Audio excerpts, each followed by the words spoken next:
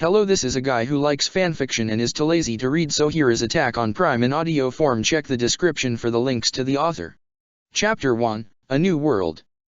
In order to protect both the Allspark and secure Unicron's defeat, it was necessary for me to empty the vessel's contents. Optimus explained as he stood before the Autobots with the sun rising behind him. Into where? Bumblebee asked. Optimus looked down at his chest. The matrix of leadership, as such, my own spark can no longer be separated from the multitude of others within me. Are you telling us that you are now one with the Allspark? Ratchet asked in shock and disbelief. That's what you say when someone kicks the Smokescreen tried to joke, but then looked at his leader in disbelief. To not return the Allspark to the well, Optimus continued, would be to prevent future generations of new life from existing on Cybertron. My quest must be completed. Optimus, I didn't return to save a life, only to lose the one I care most about. Ratchet said, his voice sounding broken. Ratchet's restored planets, he'll find a way to save you. Bulkhead reassured. We can turn to Vector Sigma, just like we did before. Archie suggested, hoping that would be a solution. Because the Matrix must now be relinquished with the Allspark, it cannot be restored, or passed down to another.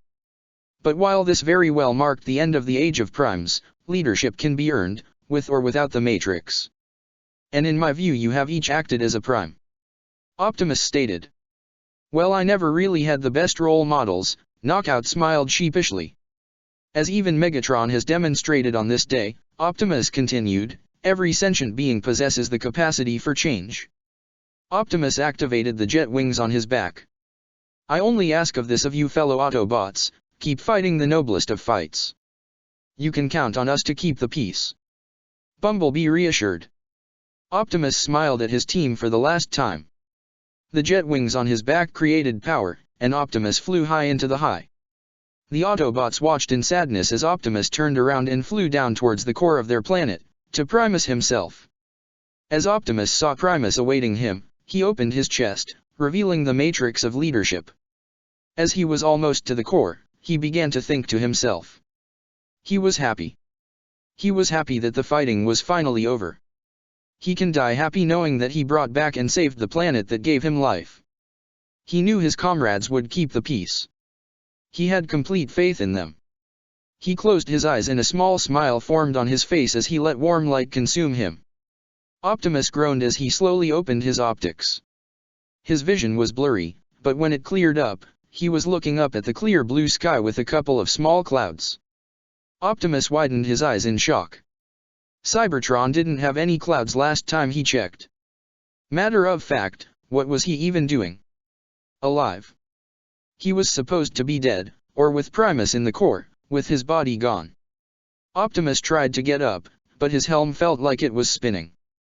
He slowly got up, to prevent any way of making the headache worse. He rubbed his helm as he groaned in slight pain, but he suddenly noticed something off. He looked at his hand and arm and widened his optics. It wasn't his form that he was in when he was back on Cybertron. His arm actually looked like his old form. He looked over at the rest of his body. He didn't look robust at all. He looked slim and he didn't feel any weight on his back.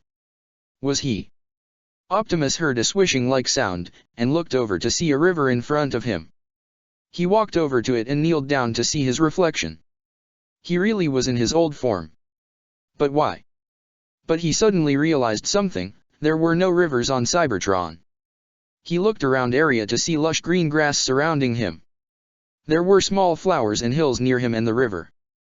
There were patches of trees in different areas farther away from him. He could see mountain over at the edges of the area littered with trees. Why was he on Earth? Earth was millions of miles away from Cybertron. Why was he even here? He stood up and walked over the river, deciding to investigate the area for himself, and find out where he was. Optimus continued walking around for about half an hour, in human time. The only thing he saw was green grass and dark green pointed trees. He hasn't seen any human activity ever since he arrived here. Was this even Earth? Usually you at the least see one human driving around in an automobile. Something wasn't right. Optimus could feel it. Something was horribly off about this place. Optimus then noticed something off into the distance. It looked like it was a building. Humans must be in that area, Optimus assumed. Knowing that humans would be scared of seeing a walking metal titan, Optimus decided to try something else. He transformed into his old alt mode, a red and cobalt semi-truck. He drove towards the buildings. He expected there to be human activity, but found out that the place was abandoned. He transformed into his bipedal mode and looked through the windows. There was no one inside. He could see spider webs forming through old shelves and broken cabinet. He was slightly shocked to see a wild animal inside, whimpering under the shelf. Optimus got up and looked at the rest of the buildings. Some of them were still standing. Others were destroyed by some unknown foe. He made the assumption that it was some kind of military weapon. But then he also noticed something else about the house. They looked outdated. The houses he's seen the first time he came to Earth looked modernized, new. These houses just looked outdated and old-fashioned. Optimus grimaced. Something was definitely wrong. Was he in the past? Did humans exist in this area? He suddenly heard a growling noise that sounded almost human. Optimus looked over the houses to see a human. Optimus questioned. At least it looked like it, but it was his height. The so-called human wasn't wearing any clothes. It didn't have any reproductive organs either.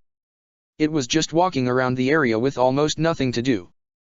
Optimus noticed that the human had a disturbing smile on its face. Optimus immediately came to the conclusion, that wasn't human. Optimus crouched so that the thing wouldn't see him. He transformed his hand into his old gun and aimed it at the thing's head. He suddenly heard a growling-like noise and looked down to see a smaller version of the creature, crouching down like an animal. It roared as it jumped to attack him. Optimus transformed the hand that was a gun into a blade, and stabbed the creature in the chest. The creature tried to move once more, but it fell limp on his blade. Optimus thought it was over, but the creature began to move again. It tried to grab Optimus with its small hands, but Optimus transformed his other hand into a gun and shot of the head. The creature slowly slid off the sword and disintegrated like the other one. What is this? Optimus asked himself. He looked at the blood that was on his blade and noticed that it felt hot. The blood then slowly evaporated, and his blade was once again clean. This can't be Earth. This couldn't be. This was. Optimus suddenly heard thunder as he saw golden lighting coming down from the sky from a faraway distance. He immediately decided on what to do. Optimus transformed into his alt mode and drove off towards the source. Eren Yeager suddenly heard a thunderous sound from behind him. He turned around as was now face to face with the colossal titan. Everyone else that was there was in shock. They had probably never seen a real titan up close, but Eren knew what it was. But why was the titan back? Eren gasped as a hot steam knocked everyone off of the top of Walrose. The colossal titan kicked a hole through the gate. The hell? Eren gasped as he was spinning in midair. He regained his focus and activated his 3D maneuver gear and hooked himself to the wall. Everyone else followed the same suite, however Samuel got knocked unconscious by some falling rocks. Samuel! Connie cried. Sasha unhooked herself and chased after Samuel. Sasha! Mina called out. Sasha didn't listen as she continued running. She used one hook from her gear to pierce Samuel by the leg while she used her other hook to hook onto the wall. Samuel, don't move. Sasha instructed, but Samuel was still unconscious. That was close, Eren breathed. His relief was short-lived as he looked down to see a large hole in the gate. Connie and Thomas looked in shock and horror as well. The gates has broken again, Eren thought. The Titans will get in again. The same thing was going to happen again. People were going to die as Titans would continue to take over Walrose. Humanity was going to suffer once again. He remembered his mother being picked up by a Titan and eaten in half right before his eyes. I'll kill them all. Every single one of them. Eren swore. Every fucking one, he muttered to himself. Ready the artillery.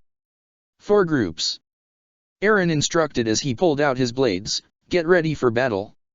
He unhooked himself from where he was and swung around the wall to the top, using the gas to propel him. The target's right in front of us. It's the Colossal Titan. This is our chance. Don't let it slip away. Eren launched himself in the air and landed on the top of the wall, using his gas tanks to slow his fall. He raised his head and glared directly at the Colossal Titan. "Hello there," Eren greeted dangerously, "it's been 5 years." Eren charged at the Titan standing before him as he raised his hand. Eren noticed the Titan's movements and realized that the Titan was aiming for him. Eren propelled himself into the air as the Titan was destroying the cannons at the top of the wall. Eren hooked onto the muscle of the Titan as he swung around to get a better look at what it was aiming for. Eren slightly widened his eyes as he saw their weapons falling to the ground. He was after the fixed cannons. Eren thought, so it wasn't just a coincidence that he targeted the gate. He's actually intelligent. The Colossal Titan looked at Eren and tried to grab him. Eren snapped out of his thought and hooked onto the upper arm. He propelled himself forward as he tried to reach for the nape of the neck. Still, this is our chance. This is the only one that can destroy the gates. Eren thought. It was probably a once-in-a-lifetime chance. He was the reason his mom was gone and his dad disappearing. He was not going to let him get away. He ran up the arm towards the Titan's neck. If I can stop him. Eren jumped off of the arm and hooked himself onto the nape of the neck. He practically flew forward as he spun around and saw his target. Too slow. He yelled. You're mine. He swung his blades back, ready to cut the neck, but he was pushed back by clouds of hot steam. It burns. He grunted as he shut his eye. He slowly opened his eyes and realized his was still hooked on. He pressed the button at the handle of his blade and he went forward. Go! He cried out as he swung his blades, but when the steam cleared up, the Titan was gone. Eren widened his eyes in shock. Did I miss? He realized that he was falling and hooked himself onto the top of the wall and landed on the side. He looked down at the ground to see the footprints and the hole in the wall. No, the Colossal Titan disappeared, Eren realized. Eren. Thomas called out from the top of the wall, did you defeat it? No, Eren answered, it was the same as 5 years ago, he appeared out of nowhere and vanished just as suddenly. Eren propelled himself to the top of the wall and walked up to Damash and Connie. I'm sorry, he apologized, I let him get away. Why are you apologizing? Thomas asked, the rest of us couldn't even move dash. Hey, there's no time for discussion. Connie cut off, the wall's been breached. If we don't patch it fast, the Titans will get in like before. What are you doing? A soldier demanded as he appeared onto the wall next to them, the contingency plan for the Colossal Titan has already begun. Get to HQ. Anyone who made contact with it, don't forget to report. Yes sir. They saluted. Best of luck to the advance team. Connie added. Eren looked back at the hole in the wall and to the fields of his original home. This couldn't be happening. He suddenly noticed something off into the distance. Something like a mix of 2 different colors. Eren, let's go. Thomas called out as he jumped down the wall. Got it. Eren said. He looked back one more time before he followed Thomas and Connie. Optimus screeched to a stop and transformed into his bipedal mode as he looked at a wall. It was damaged at the top and there was a hole inside. He could hear screams, human screams, from the inside as he saw these creatures walking towards the hole that was currently guarded by a net. Optimus then came to the conclusion, these creatures were after humans. They killed humans. Optimus saw cannons lines up against the wall, aiming for the creatures that were walking to the gate. He immediately took cover as the cannons were fired, blowing off the creatures' heads and vital organs. He thought they had killed them, but he widened his optics as he saw the creatures standing back up. Their heads and body parts were slowly regenerating and they continued towards their goal. They regenerate. Optimus realized, remembering the small creature that was moving on his blade after he stabbed it in the chest. These things could wipe out everyone. Optimus transformed into his alt mode and drove towards the gate while dodging cannon fire. He wasn't going to let them die. Just follow your training. Split into groups. A commander ordered to the fresh trainees, under Garrison's orders, you will resupply combatants, relay orders, and kill Titans. Garrison intercept forces will form the vanguard. Trainees, led by the supply team, will compromise the middle guard. The garrison's elite forces will form the rear guard. Also, messengers report that the last team has been neutralized. Everyone began to mutter in shock as the commander continued speaking. The outer wall has been breached, and Titans have entered the city. In other words, the armored Titan may appear at any time to destroy the inner gate. No way, a soldier said. You're kidding, Thomas muttered. If we lose Rose too. A soldier trailed off. Silence. The commander yelled, as we speak, the vanguard is engaging them. We have but one objective in this fight, defend Wall Rose with our life until the evacuation is complete. Also, you are all surely aware, desertion in the face of the enemy is punishable by death. Mark this well, and fight until your last breath. Dismissed. Yes, sir. The soldiers saluted. Optimus continued to walk down the empty city, trying to find any human life that was in the area. He knew the place would probably be evacuated, but some human don't usually get enough time. He looked through the windows of the houses, only to find them empty. He made the assumption that majority of the humans have escaped. He suddenly heard a whirring-like sound and looked over a couple of buildings to see humans that looked like they were flying through the area. They were flying towards those creatures. Then he suddenly saw those creatures attacking them. Optimus widened his eyes in shock as he quickly transformed and drove towards them. Armin screamed as he was slipping down into the Titan's mouth. He wasn't able to move before because he was in total shock, seeing everyone get eaten and Eren on the roof unconscious. But either way, his life was over. He suddenly stopped falling as he saw Eren grabbing him by the wrist while using his other arm to hold himself so they both wouldn't slip. Eren then used his strength to pull Armin out of the mouth and throw him onto the roof of the building the Titan was in front of. Armin immediately sat up, called out for Eren as he was forcing the Titan's mouth to stay open. You think I'm going to die here? Eren demanded. Hey, Armin, you once told me about it. Eren used one of his hands and tried to reach for Armin, who was still standing there in shock. So I'm going to the outside world. Eren swore. Armin widened his eyes. He had to get Eren out right now. He got over his shock, telling Eren to hurry while trying to reach for him, but it was too late. The Titan shut its mouth, biting off Eren's lower arm as it went flying. Armin looked in horror. His friend had no way of escaping. He was being eaten right before his eyes, and he couldn't do a damn thing about it. The Titan swallowed Eren whole as he letting out a bloody scream with tears pouring down his face. Optimus skidded to a stop as he drove towards a loud scream. He saw a bearded creature swallow something, and a boy with blonde hair screaming and crying. The creature then moved his hand towards the boy, trying to grab him. Optimus transformed into his bipedal mode and punched the creature to the ground. He then grabbed the boy who was still screaming his head off and transformed into his alt mode with the boy sitting in the front. He drove forward, leaving the creature that was slowly getting back up. Optimus used his side view mirrors to see if he could find an area to hide in. He saw an alleyway and drove inside, slowing to a stop as he was pretty deep through. But he could still hear the boy screaming. He wasn't acknowledging anything at all. He didn't even notice where he was. He just screamed with a horrified look on his face. Boy, listen to me. Optimus spoke through the radio, calm down. The boy's screaming slowed to a stop as he looked at the radio that came to life. He gasped and was beginning to flip out, trying to get as far away from the radio as possible. The boy then noticed that he was boxed in and that he couldn't get out. What are you? The boy asked in fear. Don't hurt me. I will not harm you. Optimus reassured. That only made matters worse. He could feel the boy's heartbeat increasing as his eyes looked like they were going to pop out of his head. You speak. He yelled, let me go. Let me go. I don't want to be eaten. Optimus transformed into his bipedal mode and held the boy in his hands.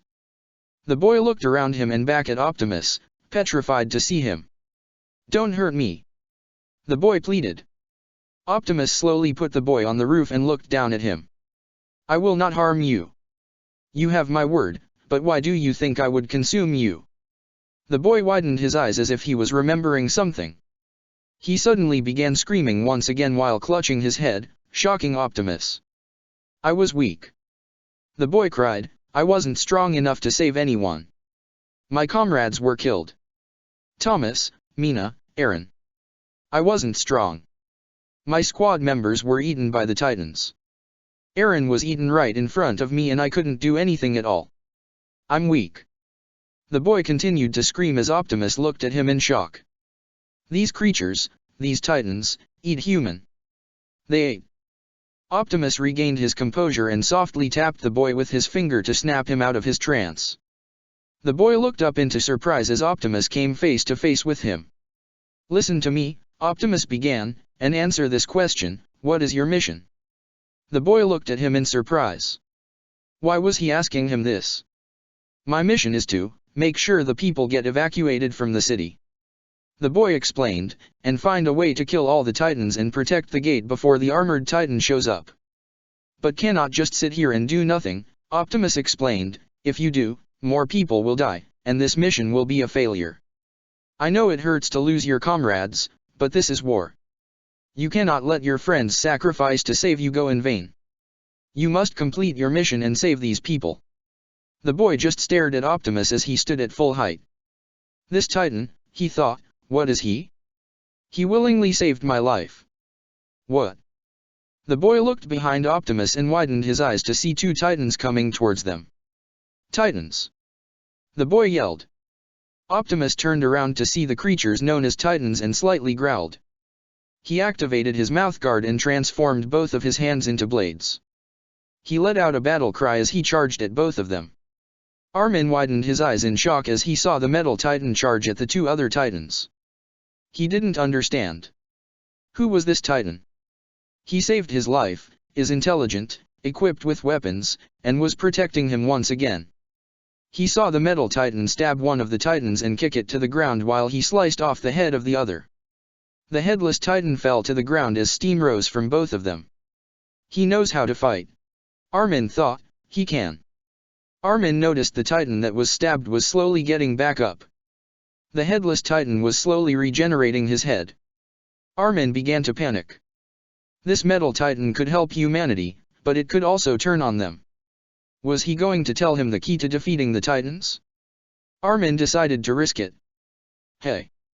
Armin yelled, gaining the metal Titan's attention, cut the nape of the neck. The only way to kill a Titan is to cut the nape of the neck. The metal Titan nodded his head as he grabbed the arms of one of the Titans and flipped it onto its back. The metal Titan pierced the nape of the neck and the Titan stopped moving. The headless Titan was almost done regenerating its head, but the metal Titan spun behind him and sliced the back of the neck. The Titan fell to the floor and began to disintegrate. The metal Titan looked over at Armin and widened his eyes.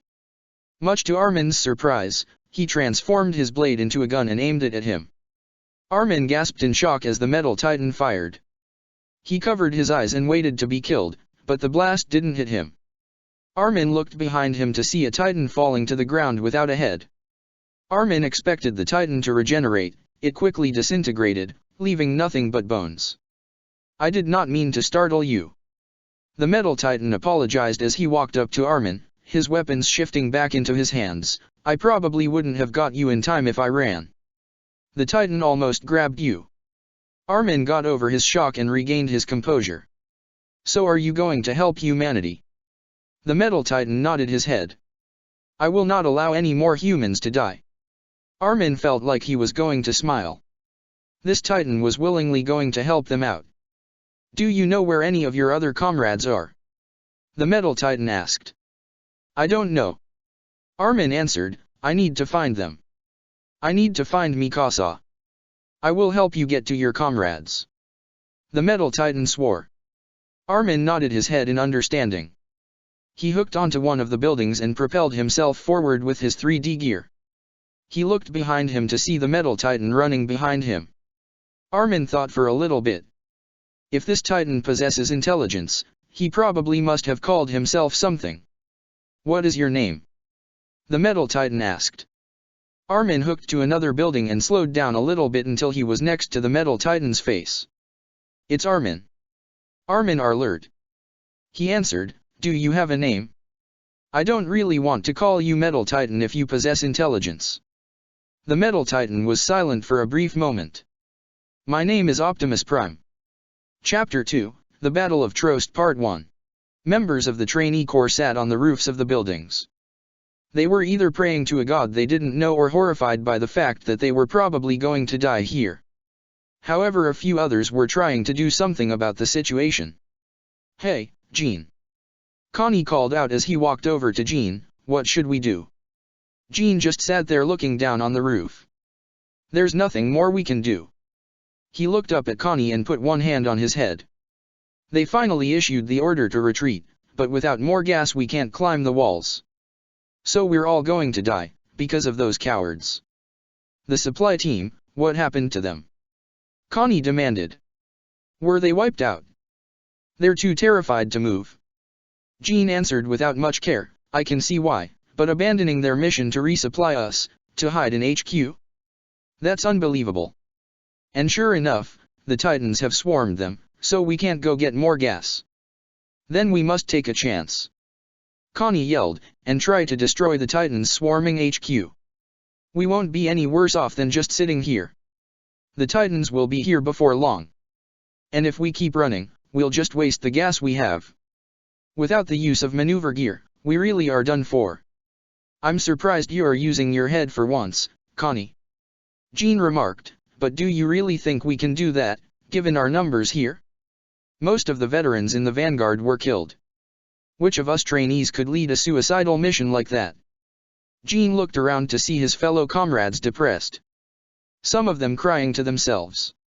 "Well, even if someone could, we can't fight the Titans. I bet the gas supply room is chock with 3 to 4 meter class Titans. Obviously we can't refuel with them around." Connie widened his eyes before he gave a set expression as well. "So we're doomed." Gene sighed in irritation, "What a stupid life. If I'd known this would have happened I would have told them. Come on guys."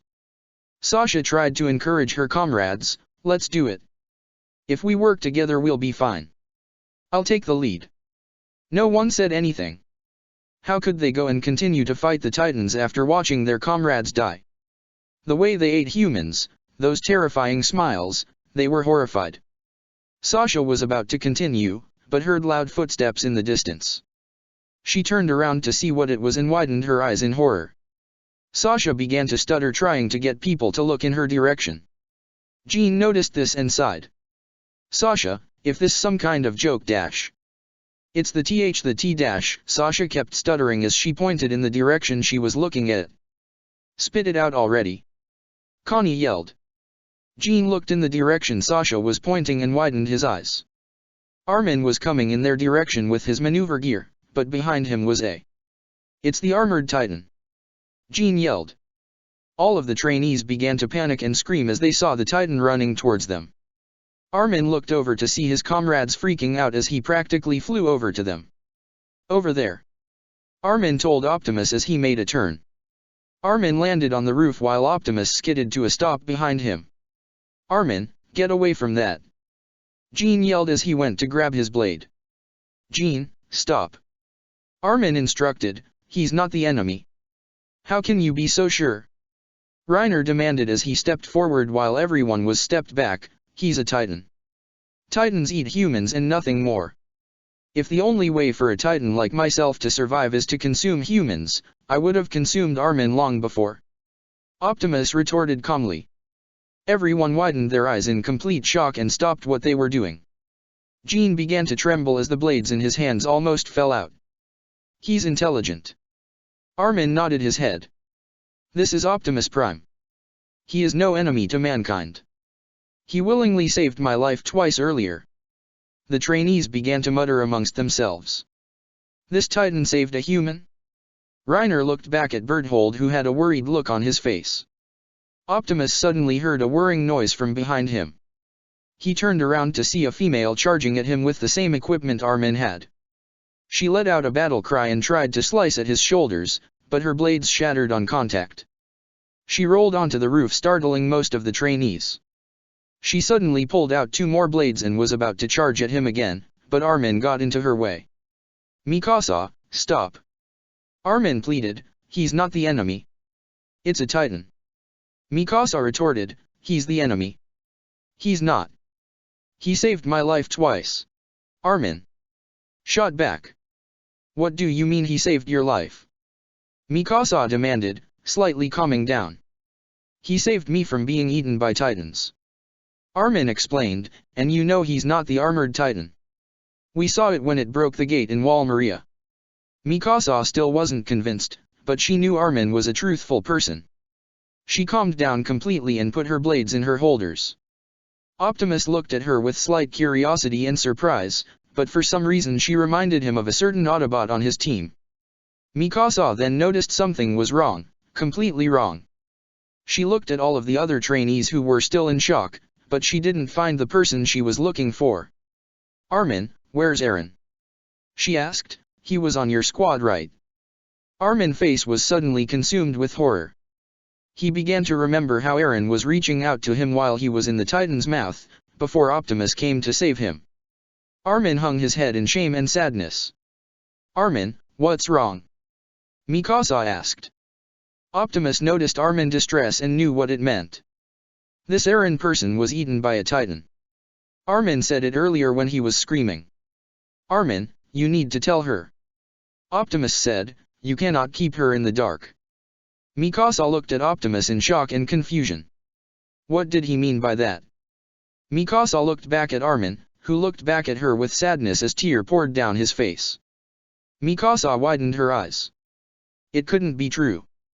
The members of Trainee Corps Team 34, Armin began, Thomas Wagner, Nak Tias, Milius Zermusky, Mina Carolina, Eren Yeager, these 5 died valiantly in the line of duty. Everyone looked in shock. Especially at the fact that Eren Yeager was dead. He was in the top 10, and he was already killed. If Eren was killed, how the hell could they survive this mess? No, Sasha muttered. Team 34 was almost wiped out, then. A soldier questioned. If we try to face the Titans, the same thing will happen to us. A soldier said. I'm sorry, Mikasa, Armin apologized, even though it didn't change anything, Eren, he sacrificed himself for me. I couldn't do anything. I'm sorry. Mikasa put her hand on Armin's shoulder. Armin, calm down. This isn't the time to get emotional. Armin looked at her in confusion while Optimus didn't say anything. But Optimus could still see it in her eyes. She was shocked and upset, and she was trying to block out these emotions. She wanted revenge, but didn't know who to take it out on. Optimus mentally sighed. Now she really reminded him of a certain Autobot on his team. Marco, Mikasa called out as she walked away from Armin, if we eliminate the Titan swarming HQ, then we can refuel and climb the walls. Isn't that right? That's right, but... Marco trailed off, even with you here, there are too many. He wasn't so sure if this, Optimus Prime, was truly on their side. I can do it. Mikasa proclaimed, causing Marco to gasp in shock. She then raised her blade high in the air. I am strong. Stronger than you guys. Very strong. Therefore, I can defeat those Titans. Even on my own. You are not only weak, but you are spineless cowards. I am disappointed in you. Just stay here. Listen to me, Optimus interrupted, you cannot face these creatures on your own. You may be skilled, but you will also need help from your comrades. They are not willing to fight. Mikasa retorted, if they are not willing to fight, why should they be called soldiers? Hey, Mikasa. A female soldier called out, what are you saying? You're going to fight the Titans by yourself. Another soldier asked. There's no way you can do it. A third soldier reasoned. If I can't, I'll die, Mikasa said as she turned away from her comrades, but if I win, alive. If I don't fight, I can't win. And with that, Mikasa hooked onto a building and took off, leaving the rest of the trainees and Optimus. Mikasa. Armin muttered.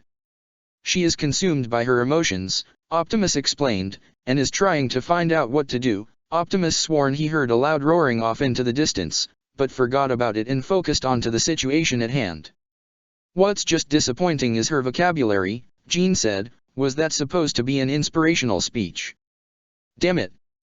This is your fault, Eren. Optimus immediately pinpointed Mikasa's location and activated his blades, surprising everyone. If Mikasa is heading towards HQ by herself, she will surely be eaten. We must follow her. Optimus then followed Mikasa towards HQ, leaving the other soldiers.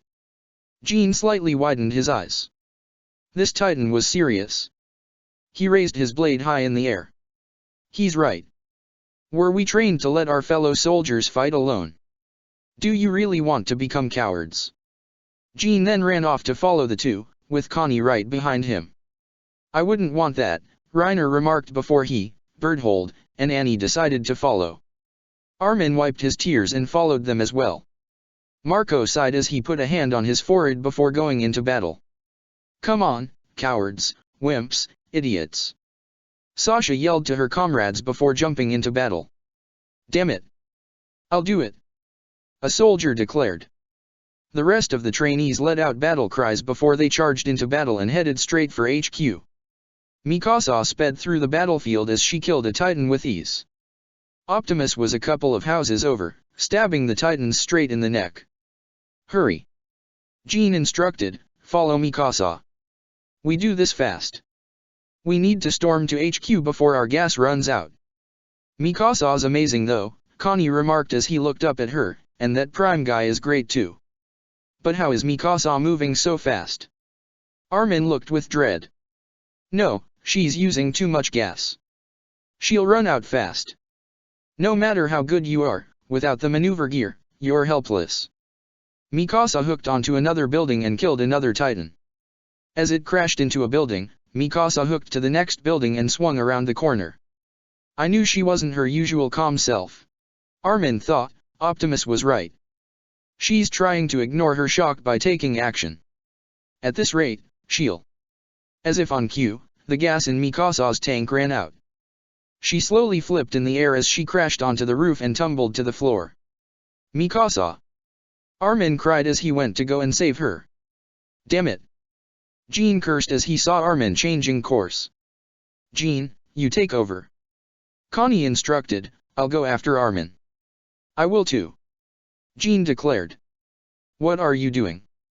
Connie demanded, the Titans are still out there. We need your skills. And with that, Connie took off to get Armin and Mikasa before they got themselves killed. Jean gritted his teeth as he led everyone to HQ. Mikasa lied down on a blanket-like roof as she stared at the cloudy sky. She didn't have a reason to live anymore.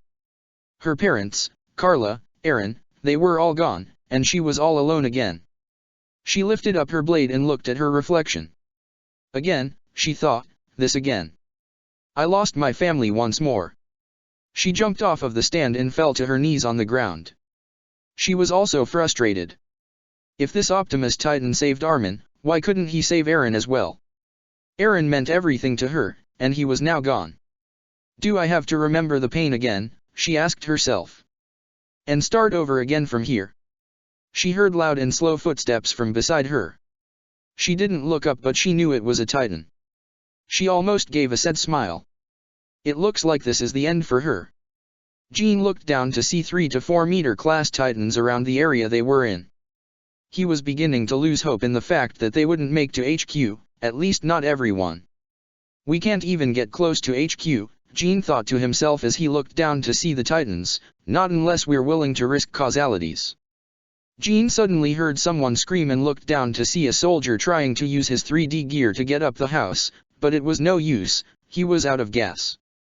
And to make matters worse, he was in the middle of a swarm of Titans who didn't notice him yet. Damn, he out of gas, Jean cursed to himself.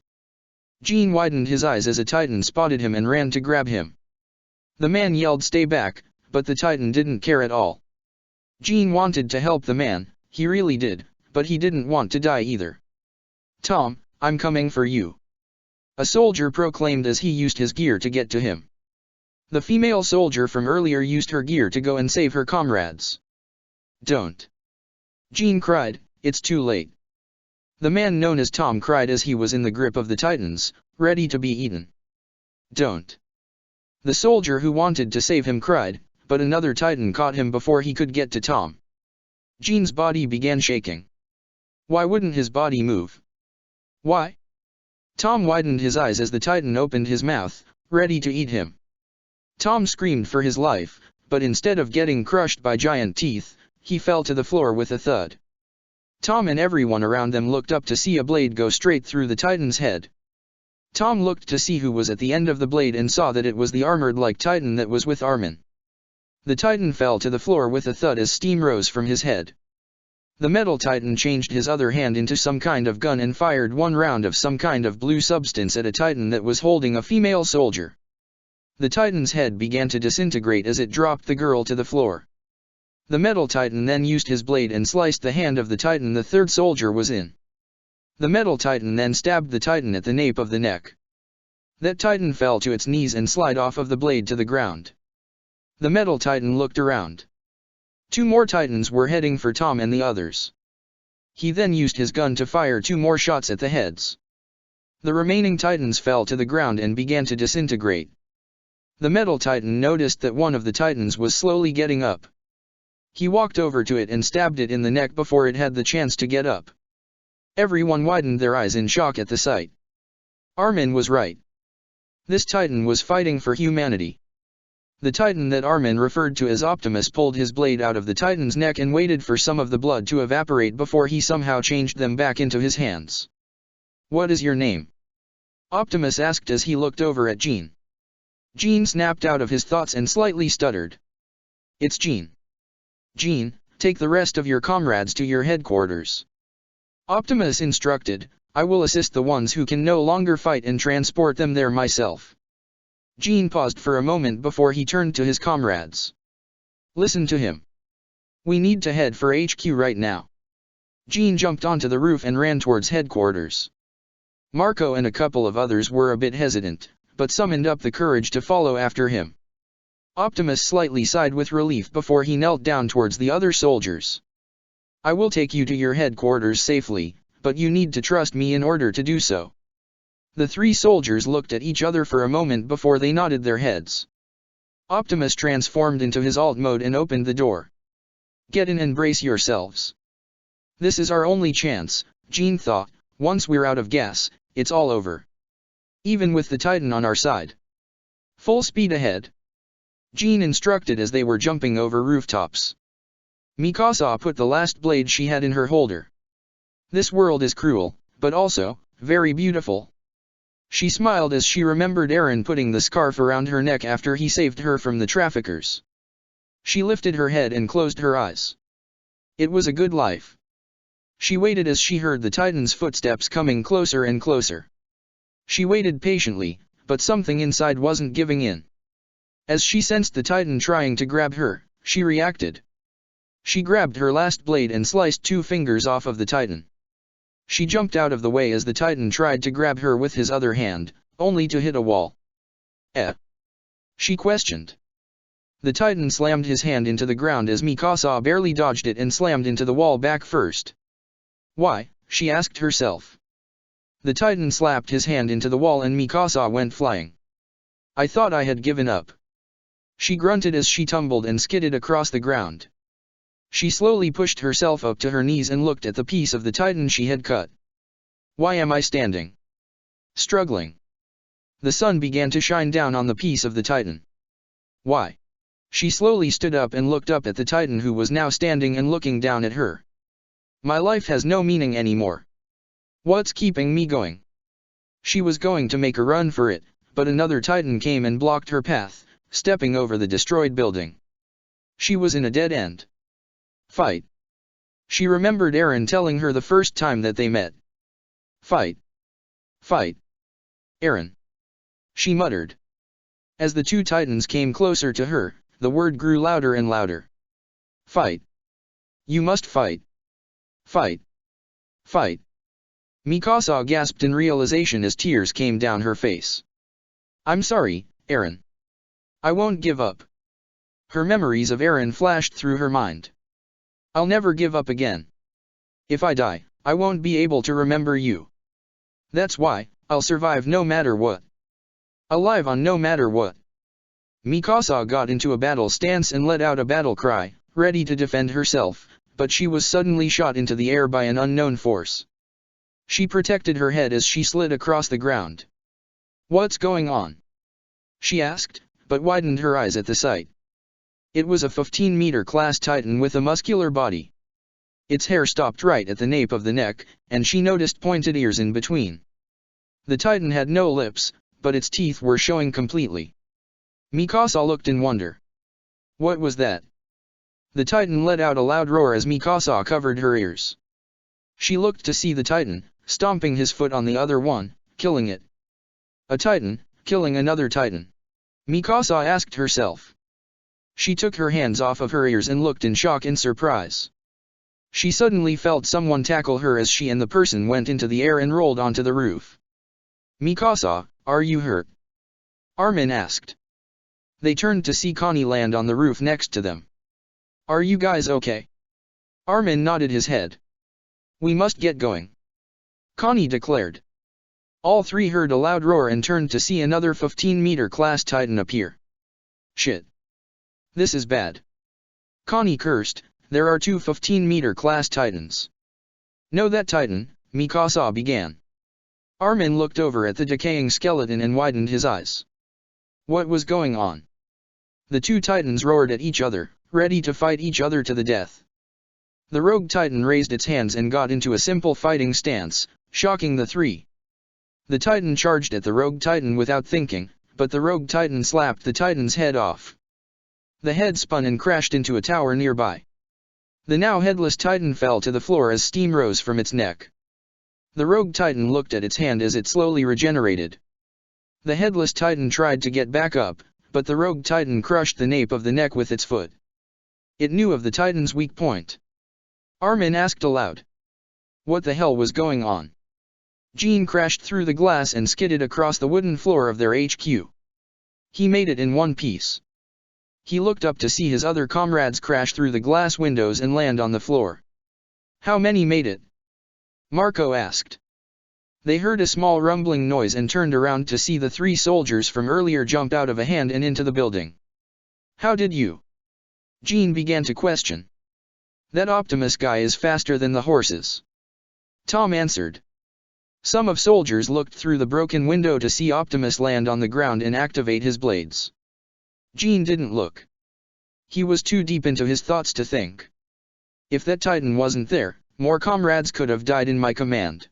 Jean thought, we already lost a good amount of them already. Jean turned around and saw two soldiers hiding under a desk with a horrified look on their face. One just sat there, while the other soldier was crying. The crying soldier had blood on her uniform she didn't bother wiping off. Aren't you guys with the supply team? Jean asked. Yeah, the horrified soldier answered. Jean pulled him out from under the desk and gripped his uniform. He gave him a punch in the face, causing him to fall to the floor unconscious. Before Jean could do anything else to hurt him, Marco held him back with his arms. Stop it! Marco yelled. They're the ones who abandoned us. Jean yelled at the two, because of you, more died than was necessary. Titans came into the area. The crying soldier reasoned, we couldn't do anything. Doing something is your job. Jean retorted. They all heard rumbling from outside as it got closer and closer to the building. Get down! Reiner yelled, but it was too late. A Titan used its face to create a large hole in the headquarters. The force sent the soldiers in the room flying back. Damn it! Jean cursed as he got up and looked back, too many people are in one place. The soldiers inside the building began to run deeper into the building for their lives. Some told everyone to hurry up, others asked where Mikasa was, only for others to say she ran out of gas and was eaten. This is normal, Jean thought as he was greeted with two disturbing smiles, this is reality. Was my hope just an impossible dream? I should have known that this is reality. It should have been a simple enough realization, that we could never beat something so huge. Jean widened his eyes and everything went in slow motion. A large hand shaped into a fist collided with the first Titan's face. The face was slowly deforming as it made contact with the other face.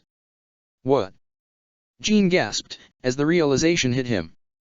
The two Titans were punched off of headquarters by another Titan.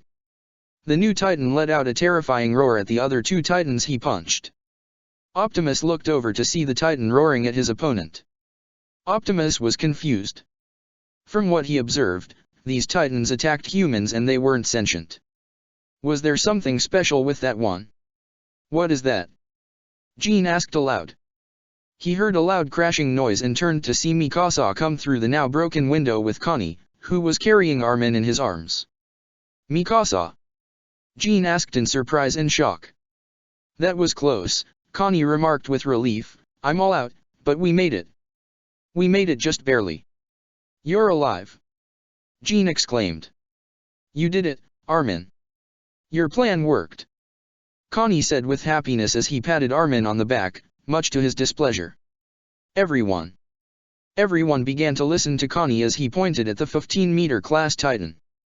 That Titan is an aberrant that kills other Titans. And it isn't interested in us. If we can use it along with that Prime Titan, we can escape. Use the Titan? A soldier asked. A Titan helping us? Gene asked, do you even know if that thing possesses intelligence? With Optimus it's somehow reasonable, but an average one? That sounds like a dream dash. It's not a dream, Mikasa interrupted. I don't care if it's an aberrant or whatever, we need him and the Metal Titan to stay here and to keep fighting. That is our most realistic chance of survival. The Rogue Titan punched another Titan to the ground while Optimus cut the head off of another one. The Rogue Titan let out a loud roar, attracting more Titans to the area. I must be careful. Optimus thought, if I am not I may kill the humans inside the building. He widened his optics as he heard loud footsteps getting closer. He turned to see the Rogue Titan getting ready to punch him. Optimus slightly froze as the fist was going to make contact with his faceplates.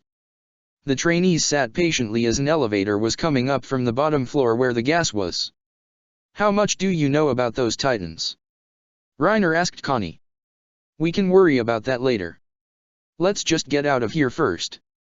Connie said, and besides, the Prime guy shown he possesses intelligence. You're right. Reiner smirked, we'll get out of here first. We found it. Gene called out as he and a couple of trainees came in with large boxes. This is the military police stuff. It was covered in dust. They all opened the boxes to reveal multiple rifles, enough for everyone, matter of fact. Are scatter shots really enough? Gene asked as he loaded the rifle. Will these rifles actually be of any use against the Titans? I think it's a lot better than nothing. Armin remarked as he began to explain his plans. If there are still only 7 3 to 4 meter class Titan in the supply room, even this may be enough firepower to blind them all at once.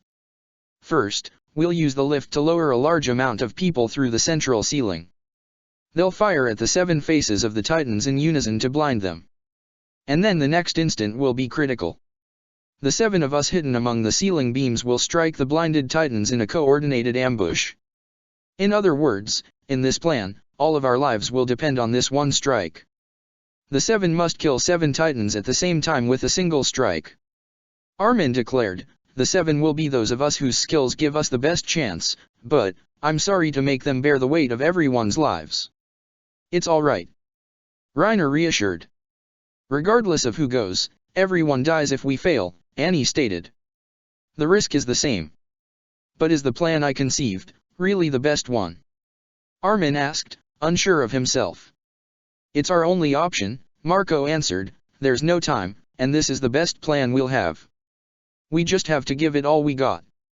It's fine. Mikasa reassured, have confidence in yourself. You have the ability to find the right solution. What? Armin questioned. That ability saved both Eren and me, Mikasa continued. When was this? Armin asked in confusion. He didn't remember saving any of his friends. His friends were always saving him. The door to the lift opened and a soldier stepped inside. The lift's ready. The soldier informed, the guns too. They're all loaded. You just don't realize it. Mikasa said, we'll talk later. Yeah, Armin trailed off before going in the lift. But can we kill Titans without maneuver gear? Connie asked as he walked down the stairs with Reiner and the others. Sure, we can. Reiner answered, they're 3 to 4 meter class titans. The target will be easy to hit.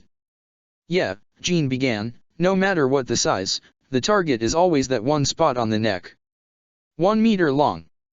10 centimeters wide. Sasha recited. Or we could shove this up their ass. Reiner joked as he held his blade, these are their only 2 weak points. I didn't know about that. Connie said, we can do that too. Reiner, Jean called out, those may well end up being your last words. The lift was being lowered into the supply room as the rest of the trainees were in potion, pointing the rifles from all of the blind spots. It's okay. Marco reassured as the lift stopped, their numbers haven't changed. We're still a go. A Titan walked right next to the lift and came to a stop. It seemed to notice them, because the Titan turned around to look at them with a sadistic smile. A man gasped in shock as he was beginning to panic. Keep calm. Marco instructed, draw them in. The other Titans noticed them as well and began to walk towards the lift. Wait, Marco said. Mikasa, Jean, Connie, Sasha, Annie, Berthold, and Reiner were all in position on the ceiling beams, waiting to strike. Avoid fighting from a disadvantage, Jean warned, if you don't want them all to die, finish them off with one strike. Wait, Marco said. The Titans got closer and closer towards the lift. Trainees began to shake as they took aim. Ready, Marco said as he moved his finger to the trigger, fire. Optimus dodged another strike from the Rogue Titan as he kicked a regular Titan behind him, sending it flying. The Rogue Titans tried to punch him again, but Optimus blocked it with his arm. The force of the punch actually shattered the hand of the Rogue Titan, but it regenerated quickly. Optimus gritted his denta behind his mask. Something was definitely not right with that Titan. It has basic combat moves and knew of the Titan's weak point. There had to be something wrong with it. Or maybe. Optimus did a quick scan of the Titan as he elbowed a Titan in the stomach. Optimus widened his optics as he found a life signature at the nape of the neck where the Titan's weak points were. Someone was in there controlling the Titan's body. But how was he going to get him out? His blades were too large. He might end up hurting whoever was inside there, maybe even killing him or her. And where would he take him? There wouldn't be a safe place to put him if he even managed to get him or her out without hurting the person. Optimus was at a deadlock. The Rogue Titan tried to grab Optimus with both of its hands, but Optimus grabbed them as well. They were both pushing at each other as the Titans came closer to them. Optimus looked around him and so did the Rogue Titan. Optimus looked back at the Rogue Titan. He needed to try to reason with it, or find a way to show that he was trying to help the Rogue Titan. Listen to me. Optimus yelled. I am on your side. I am trying to get rid of these creatures like you are. The Rogue Titan didn't seem to listen as it still tried to force Optimus down. Optimus looked behind the Rogue Titan and saw a Titan was coming to attack it. Optimus transformed his servo into a gun and fired at the head. The Titan then fell to the floor and its body began to disintegrate. The Rogue Titan looked back at the body before he looked back at Optimus. Optimus noticed that the Rogue Titan was studying him. The Rogue Titan was about to punch him once again. As Optimus was about to defend himself, the fist went past him and it punched another Titan behind him. Optimus and the Rogue Titan looked back at each other before they went off and continued to attack the other Titans. The trainees filled up their gas tanks as the Titans' bodies began to disappear. The plan was a success, however Sasha and Connie didn't kill their assigned Titan, and Annie and Mikasa were the ones that killed them. And Sasha was still crying after her ordeal, in fear and shame. We did it. A soldier said with relief, we're safe now. The Titans aren't coming in, another soldier said, it's thanks to those 2 Titans fighting outside. I accepted defeat before I faced the Titans, Sasha muttered to herself, I'm so ashamed. I'll despise you all you want later. Connie told her, let's get out of here.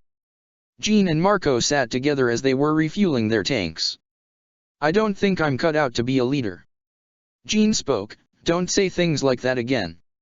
I hope you won't get mad when I say this, Marco began, but you aren't a strong person.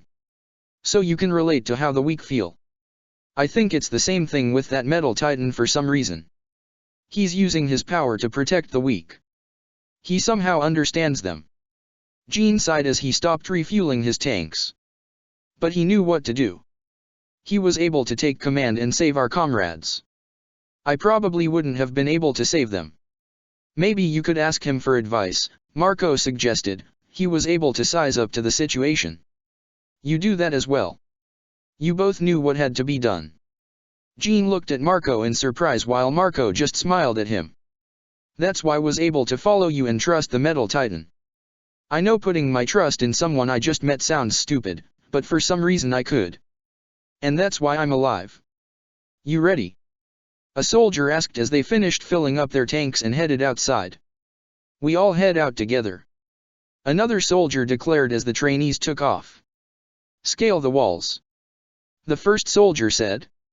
Armin ran outside and looked for Mikasa. He was surprised to see her on the roof, staring at something. Mikasa. Armin hooked onto the top of the building and was practically pulled up.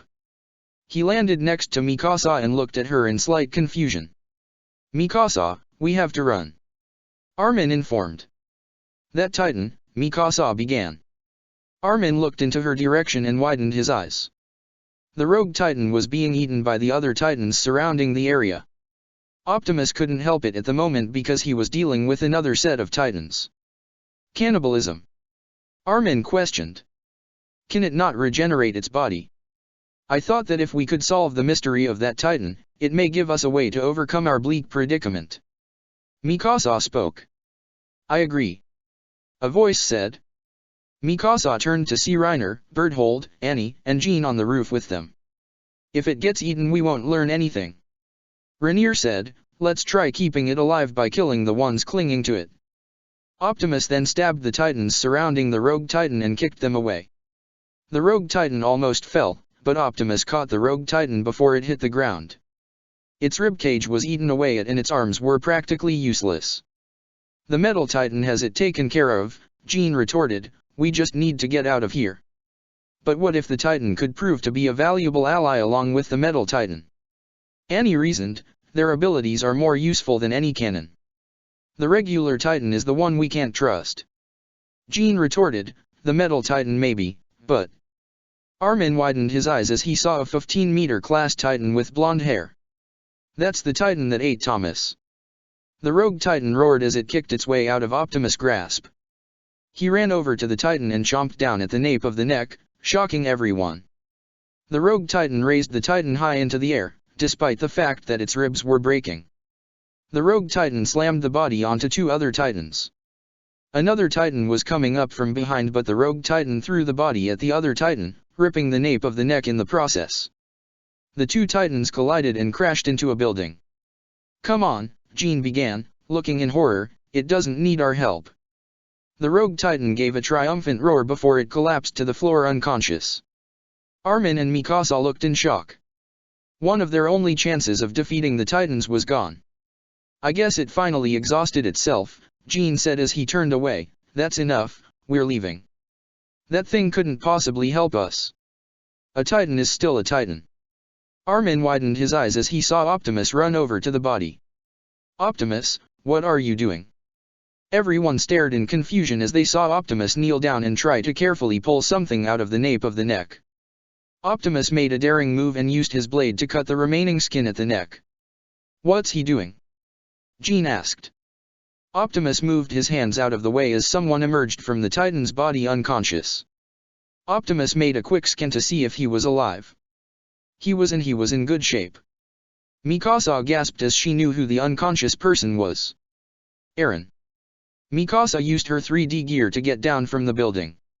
Once she was on the ground, she ran to Eren as fast as she could. She didn't care about anything else right now.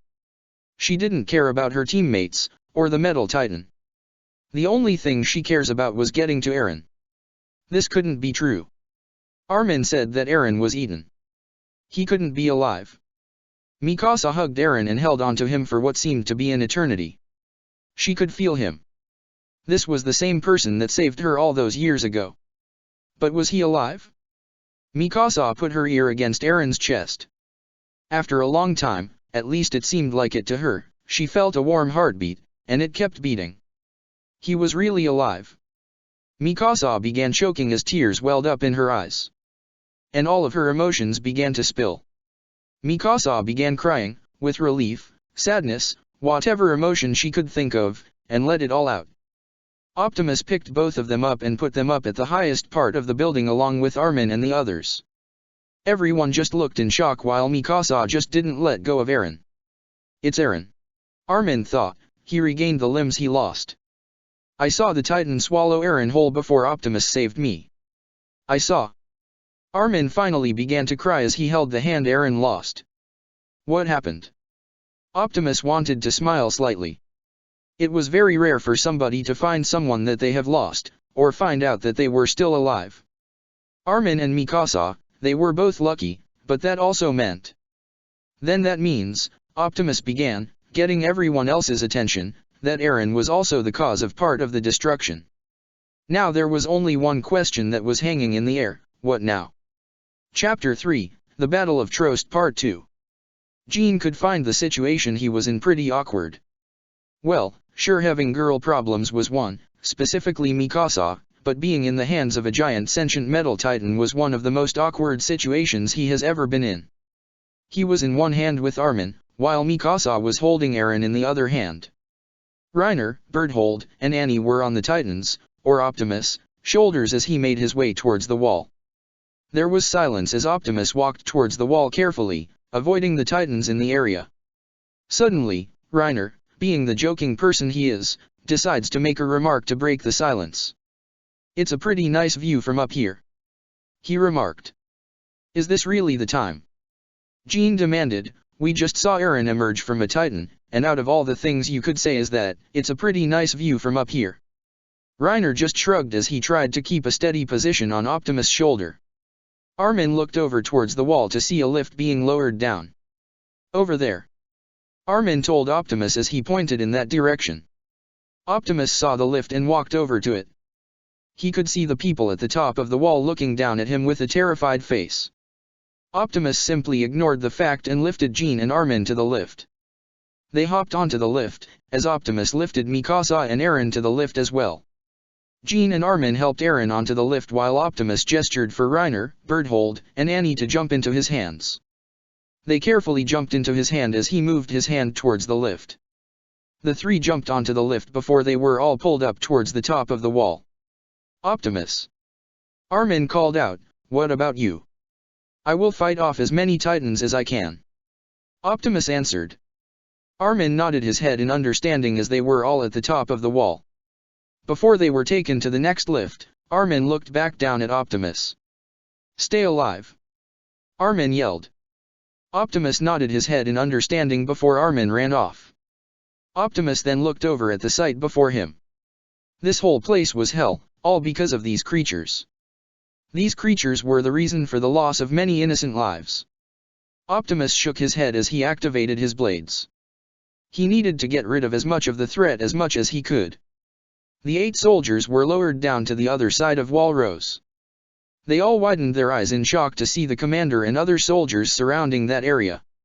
All of you are to leave Eren Yeager here, the commander ordered while having a terrified look on his face. If you ever speak of these events you will all be charged for treason against the king. Bertholdt looked over at Reiner before they walked away. Annie brushed her hair to the side of her face before she followed the suite as well. Jean was a tad bit hesitant, but followed the three. He looked back at Armin and Mikasa, who didn't even move. Just go without us, Armin said. Jean hesitated again, but walked away from the three. The commander looked back at Armin and Mikasa as Mikasa drew her blades. For not following order, you have been charged with treason, and the punishment is death, the commander declared. And then we managed to refuel, and escape from Trost, Connie finished explaining to Ymir and Krista. So that's what happened, Krista sighed, I'm sorry. I requested supply deliveries for you multiple times. We'd even gotten our hands on the gas and all. Ymir added. So that means the people who aren't here. Krista trailed off. Connie hung his head. Yeah. Even that Mikasa? Ymir asked. No, Connie answered, I thought Mikasa'd come here later with Jean and the others. As if on cue, Jean came walking by with an exhausted look on his face while holding a pouch filled with water. Reiner, Berthold, and Annie were right behind him. Jean collapsed on a seat as he drank the water in the pouch. "Jean," Ymir called out, "don't tell me Mikasa got hurt." Jean just glared at them as he drank more water. "Jean, what's wrong?" Connie asked. "They gave us a gag order," Jean explained, "we can't tell you." "A gag order?" Connie asked, "So you can't talk about that Prime guy?" Ymir looked at Connie with a confused look. "Prime guy? Not that," Jean answered, "it's something else we can't speak about. And besides, I'm pretty sure that the information about him spread around." "Hey, what are you two talking about?" Ymir demanded. "I don't remember someone being called Prime." Connie looked over at Ymir and Krista. "It's hard to explain, but there's this titan that looked like it was completely made out of metal. It could transform its hand into weapons, and it had very advanced skills of fighting." Krista looked at Connie in shock while Ymir began to laugh mockingly. "A titan with that kind of ability?" Ymir questioned with a smirk on her face, "Like that's even Redash. He's not lying." Jean cut Ymir off, causing her to look over at him in disbelief. "Did you guys hit your heads or something?" Ymir asked. "Ymir, this isn't some kind of joke." Jean yelled, "Honestly, if it weren't for him, more soldiers would have died." Krista looked at Jean in confusion. "Him?" "Yeah," Connie answered, "it's a guy, mainly because of the way he speaks." "It spoke?" Krista asked in shock. Jean nodded his head. "He knew our language, and Connie was right when he said he had a lot of experience fighting. The way he fought those titans, looked like he did it his whole life. Either way, the garrison can't keep him quiet. He's already fighting the titans on the other side of the wall. Humanity will know about both of them, assuming humanity survives that long." Eren was confused. No, he wasn't confused, that would be an understatement. He was doing backflips in his head. The last thing he remembered was being eaten by a titan, but he honestly thought that was a dream. But when he woke up, there were soldiers pointing weapons at him. No, at them. Mikasa had her weapons ready to go so she could fight, and Armin was sitting next to him. They all looked at him like he was some sort of monster. Hell, even the commander was asking if he was a human or a titan, because they were all saying that he emerged from a titan. That just sounded ridiculous, but no one was denying that fact. Not even Mikasa or Armin. Was it really true? And were they talking about the armored titan that was fighting the titans in Trost? What the fuck was going on? "I will not ask you again." The commander yelled, "What are you?" Eren began to panic. Armin and Mikasa looked back at him, waiting for an answer like everyone else. He couldn't screw up with his answer. If he did, then they would die along with him. He couldn't let that happen. They were all that he had left. "I'm human," Eren answered. Optimus sliced off the head of the last titan that he was battling before he crushed the nape of the neck with his foot. He looked over to see more titans coming from the breach in the wall. Optimus gritted his denta. There was too many. No matter how many he killed, more and more just came in. This was just getting too frustrating. There had to be a way to plug up that hole. Suddenly, Optimus heard cannon fire and turned around to see a streak of golden lighting come down from the sky. Optimus widened his optics as he remembered seeing that same streak of lighting come down earlier when he was looking around this world. When he came to the spot where he saw the lighting, there was a hole in the wall. Has that lighting strike created another hole? Optimus thought. Optimus immediately transformed into his vehicle mode and drove towards the area where the lighting hit. He was on the other side of this town, so it took him a while. When he reached the area, he screeched to a stop and transformed into his bipedal mode. He was going to yell for Armin and the others, but the others humans were already scared of him as it was. He couldn't make the matters worse. He could already hear panicking on the other side of the wall from whatever that was. But it didn't make sense. Those two lightning strikes, they had to be somehow connected. There was no way it was a coincidence. He suddenly heard a loud clanging noise and someone yelling to stop. "You finally showed your true colors," monsters. Someone yelled, I'll signal. I'll signal the cannons. He isn't the enemy of mankind. Another person yelled, who Optimus concluded was Armin, we're willing to share all the intelligence we've gathered so far. Optimus was confused. Who were they talking about? Optimus hasn't stepped over the wall. He then widened his optics. They were talking about that boy, Eren. He must have been the cause of that lightning strike. Begging for your lives is useless now. The first person from before yelled, he revealed his true form right in front of us. There's nothing left to say. That armored titan is out there and can easily break through the wall. If you say he's not an enemy, prove it. If you can't do that, I'll eliminate the threat. Both threats. Why is everyone comparing me to this armored titan? Optimus thought. There's no need for proof.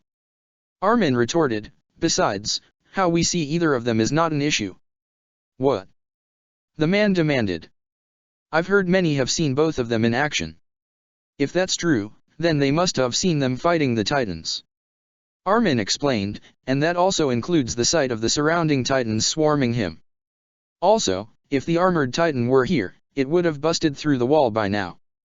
The titan is currently fighting and killing off the titans that are entering the city. He's even saved more of our comrades. No matter how we go about it, the facts can't be denied. Optimus then heard muttering that he couldn't make out, but it seemed like they were beginning to calm down. Until.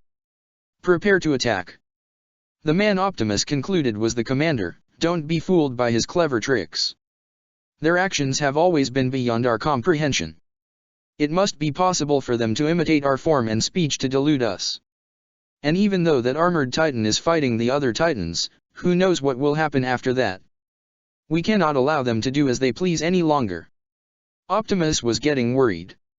He could sense the fear in the commander's voice, but if Armin didn't convince them, they could all be killed.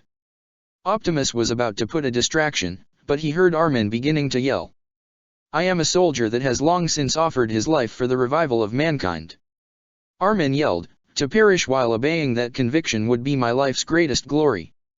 If we were to utilize both of the Titans' powers, and add it to our remaining forces, recapturing this town would no longer be impossible.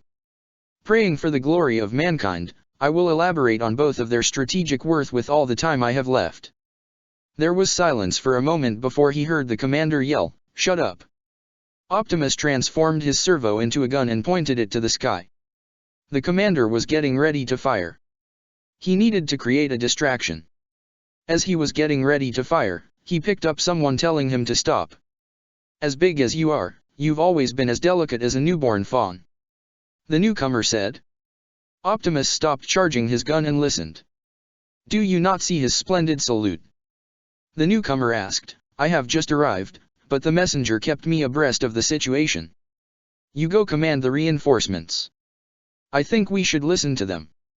Optimus slightly sighed with relief. They were going to be fine for now. He ran away from the wall and continued to eliminate the threat. Commander Pixis walked casually along wall rows while drinking from his small container. Behind him were cadets Mikasa Ackerman, Armin Arlert, and Eren Yeager. When he came to Trost, he was informed about the situation, and honestly, he was surprised. It seemed that Cadet Eren Yeager emerged from a Titan's body, but not before killing 20 regular Titans in the process. Also, the armored Titan, fighting against other Titans. This situation was definitely interesting. He looked down to see the Titans trying to climb the wall. No luck, huh? I wouldn't mind being eaten by a beautiful Titan woman. He looked over at the three cadets, who had pretty uneasy looks. Would you mind explaining to me what is going on? Armin and Eren took turns explaining to him the full story of what was going on and what Eren saw before he transformed into a Titan to stop a He-Cannon. I see, he began, so you believe that basement holds all the answers you seek? Yes, Eren answered, will you believe me, sir? Since even you yourself can't say for sure, let's just say I'll keep it in mind for now, Pixis answered, however, you can prove your true intentions by your actions right now. I'll guarantee your safety. Pixis noticed the three relaxing with relief. He looked over at the blonde child who he believed was Armin Arlert. Cadet Arlert was it? He asked. Yes, sir. Armin saluted. Earlier, you said by using both of the Titan's powers, we might be able to retake the city, Pixis recalled. Do you really believe that, or were you just desperate to save your life? It was, both, sir. Armin answered. I was trying to say that Eren could use his Titan form, carry the boulder to the wall, and use it to seal the breach. And Eren wasn't able to. I was thinking that Optimus would be able to take on the task. Pixis looked at Armin with slight curiosity. Optimus? Is he a Titan shifter as well? Armin shook his head. He is the one everyone is referring to as the Armored Titan. However, he is not. I have seen the Armored Titan before, and he is not it. He is probably even stronger than that, and has advanced combat skills. He even saved more of our comrades. Pixis slightly chuckled. This is very impressive, however it is hard to believe. Could you point out where he is? A battle cry was heard from below the wall, followed by a shifting noise. Pixis looked down the wall to see Titans' heads being cut off, while some of the 3 to 4 meter class Titans were being kicked away from the wall. The headless Titans were slowly regenerating, but the napes of the neck were sliced off quickly. Pixis looked in surprise and amazement as the 3 cadets walked over to see what was going on. It's hard not to miss something like that. Armin remarked. So you must be the Titan everyone is talking about, Pixis called out. The Titan looked up at Pixis with a calm expression. You've made quite the impression on humanity, Pixis continued, although, they do mistaken you for the Armored Titan. I am not this Armored Titan, of which your kind speaks of, the Titan explained. My body parts are entirely made out of metal. Eren looked like he was going to fall over Walrose. He looked over at Armin with a calm expression, like this wasn't anything new to him. He then looked over at Mikasa, who was more cautious than shocked. Seriously, what did he miss? This Titan just spoke and Armin was acting like it was a natural thing. What was going on when he was unconscious? Pixis was definitely surprised now. So you can speak as well. Cadet Arlert, you were telling the truth after all. Anyway, what is your name? My name is Optimus Prime, he answered. Optimus Prime, it seems fitting. Since you seem to be fighting for humanity, would you mind helping us out with something then? Pixis asked. What do you wish for me to do? Optimus asked. We wanted you to guard Eren as he carries a boulder that could seal the breach into the wall, since the Titans see him as prey. Armin explained, and if something goes wrong, you could carry the boulder to the breach in the wall. Optimus nodded his head in understanding. I will do it. Pixis nodded his head before he looked over at Eren. Cadet Jaeger, can you do it? Eren widened his eyes as he looked away. I'm not sure. I'm just as confused as everyone else is. It would be irresponsible for me to answer if I knew either way. Oh sorry, I asked the wrong question. Pixis apologized as Eren looked at him in confusion. Pixis' smile disappeared as he looked at Eren with a serious face. Will you do it or not? Which is it? Eren widened his eyes as Pixis looked behind him. Eren turned around to see what he was looking at. He understood. If this operation failed, Walrose would become territory for the Titans, and humanity would no longer be able to prosper. Humanity would be extinct if this plan didn't work. This is what he was fighting for. Eren looked back at Commander Pixis with determination. I'll do it. I will do it. I'm not certain if I can close the gap, but I will do it. Pixis nodded his head in understanding before he looked back down at Optimus. Well said, the operation will proceed. However, what are you doing to do during that time? I will eliminate as much of the threat as I can. Optimus answered, if there are not that many of these creatures on the battlefield, it can make the operation more of a success. Pixis nodded his head in understanding. Then I wish you good luck. Optimus turned around and transformed into his alt mode. He accelerated towards the battlefield to kill more Titans. Pixis chuckled. You found an interesting one, Cadet Armin. A plan to retake Trost? A soldier asked. You're kidding, another soldier said, we have no way to seal the hole. What is the brass thinking? A soldier demanded, going back to Trost would mean certain death. The only we can do is die as we defend Walrose's gates. Another soldier muttered. I have to return to that hell. Dawes asked himself, no. I don't want to die. Let me see my family. Dawes, you're being too loud, Marco whispered to him. You there, I heard you. A soldier yelled as he walked over to Dawes and Marco, are you saying that you want to abandon the mission? That's right. Dawes answered, this is nothing but mass suicide. It's meaningless. Have you no respect for humanity? Far order. The soldier demanded as he was prepared to draw his sword, if I chose to, I could execute you right here.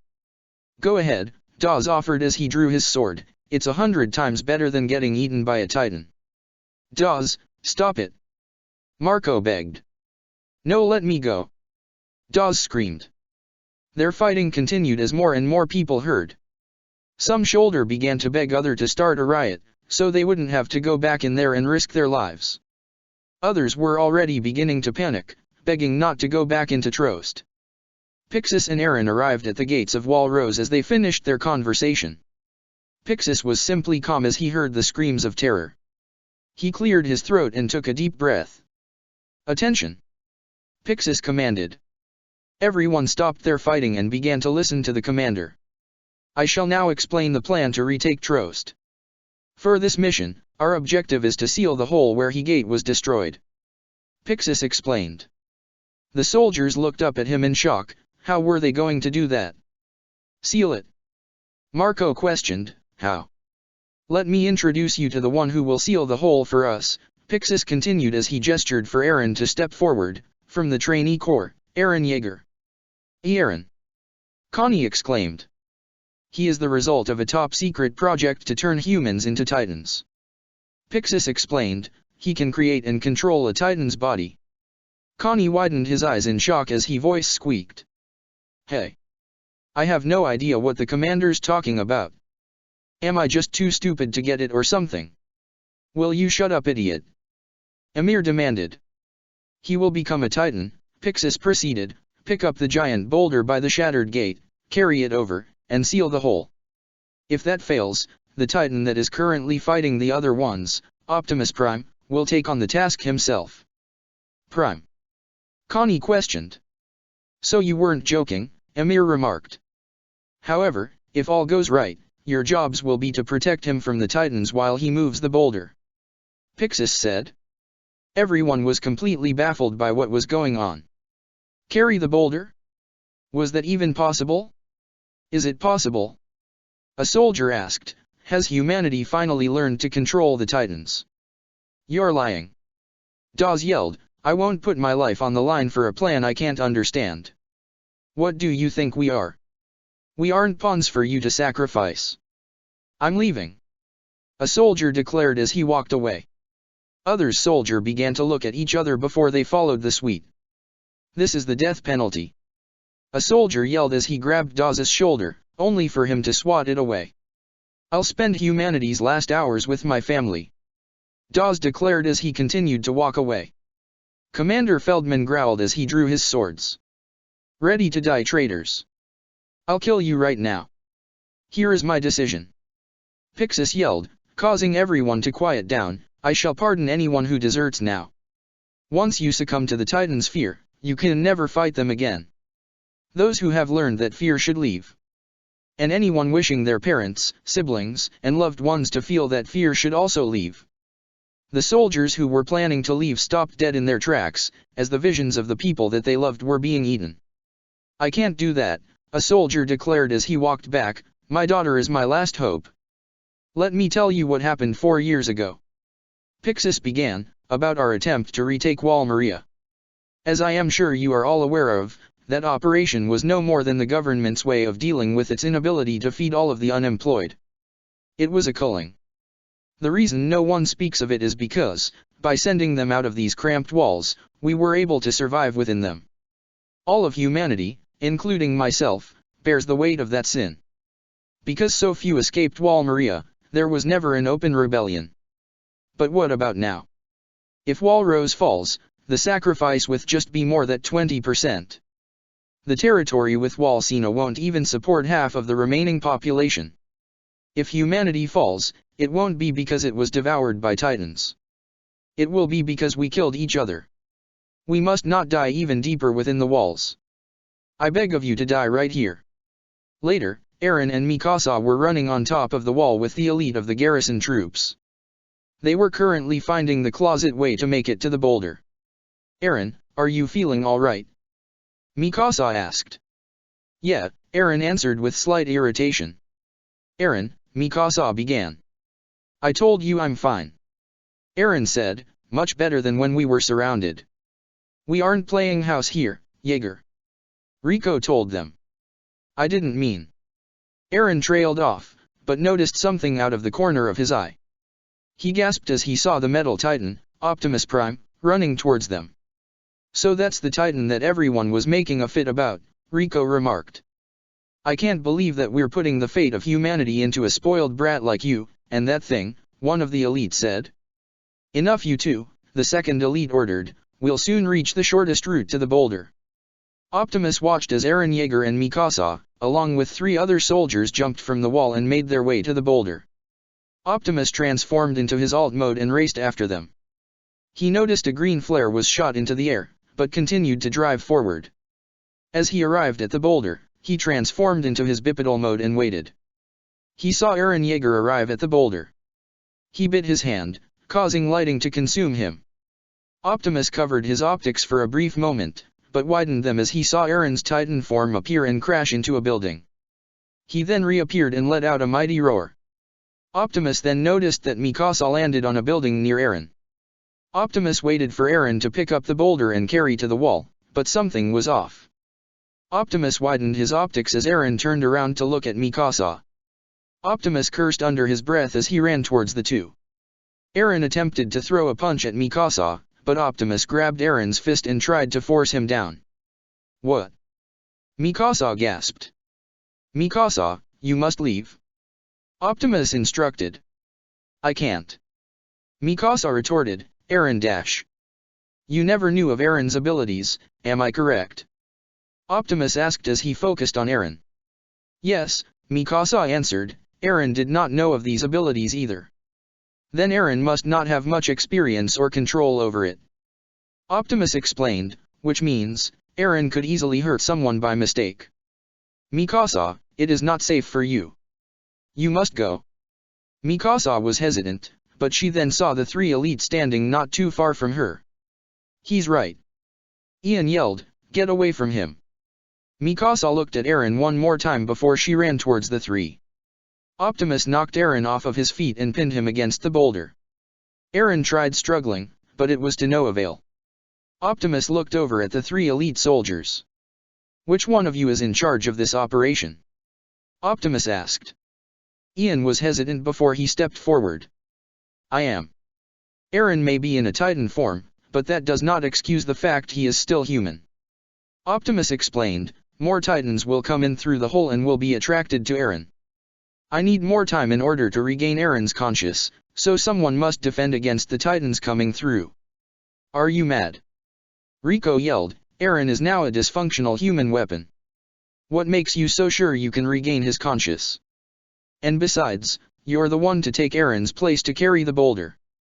If I do not stop Eren, he will continue to rampage and attack other humans like the other Titans are. More lives will be lost than necessary if that happens. Optimus said. Ian looked over at Rico. Rico, use your squad and attack the 12-meter class Titan. I will attack the 10-meter and 6-meter class. Rico slightly growled. Fine, I'll do it. I'll show them how terrifying humans can be. And with that Rico took off towards her squad. Mitabi followed the suite and went after his squad. Optimus heard Ian and Mikasa talk about something and then they both left. Optimus looked back at Eren, who was still struggling to break out of his grasp. Optimus slightly growled. He had to knock him out. Optimus slammed Eren's face into the boulder, shattering a part of his skull. Eren stopped moving as he slumped to the ground unconscious. Optimus took deep breaths as he observed Eren. From what he could gather so far, Titans had the ability to regenerate. Why wasn't Eren regenerating? Optimus picked Eren up and sat him straight up on the boulder before shaking his shoulders. Aaron, can you hear me? Optimus asked as he continued to shake Aaron. If you can hear me, respond. Do some kind of motion. Your comrades are dying.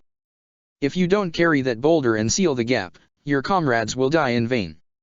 Do you not want to save humanity? Optimus. Armin called out as he came in on Aaron's shoulder using his maneuver gear. Armin, what are you doing here? Optimus demanded. It's not safe. I saw the red flare. Armin answered. Why isn't Aaron carrying the boulder? I do not know. Optimus answered. Aaron attempted to attack Mikasa before I intervened. Armin. Mikasa called out as she was standing on a Titan's head that she had just killed. It's dangerous. Move back. Aaron's unable to enact his will through that Titan body. I spoke to it, but it didn't recognize me. There's no point in trying. Optimus, you need to carry the boulder, or the Titans will wipe us all out. Optimus looked at Aaron before he looked back at Armin. Armin, is there a way you can make Aaron regain consciousness? Armin thought about it as he eyed the nape of the neck, where Aaron emerged. The spot on the back of the neck, 10 centimeters across and a meter high. Armin recalled as he pulled out his blades. Optimus, make sure you can keep Aaron in place. Optimus nodded his head in understanding. Armin. Mikasa called out. I'll get Aaron out. Armin told her. Protect us from any Titans in the area. Mikasa looked at Armin in confusion as he hooked onto the shoulder blades of Aaron's Titan form. As long as I avoid the center, Aaron won't die. It'll only hurt, a tiny bit. Armin stabbed Aaron in the nape of the neck, causing Aaron to thrash around violently. Optimus held Aaron in place as much as he could as Armin held onto his blade while practically riding on his back. Optimus wasn't going to lie, Aaron's Titan form had strength, which meant he had to be extra careful. Armin, that's insane. Stop. Mikasa yelled. Mikasa, do what you can do. Armin instructed, if you go, some lives will be saved. Don't worry about Aaron, leave him to me and Optimus. Mikasa looked over at Optimus, who nodded his head. She was still hesitant, but she jumped off the Titan's head and ran off. Do you think he can hear you? Optimus asked. I don't know, but I have to try. Armin declared. Aaron, can you hear me? Come to your senses. If we don't get out of here, we'll all die. Don't let the Titan's body take over. Armin kept repeating this process as Optimus held Aaron down. Optimus could hear the screams of people dying, but he had to make sure that Aaron would regain consciousness. What happened to avenging your mother? Armin demanded. Aren't you going to wipe out the Titans?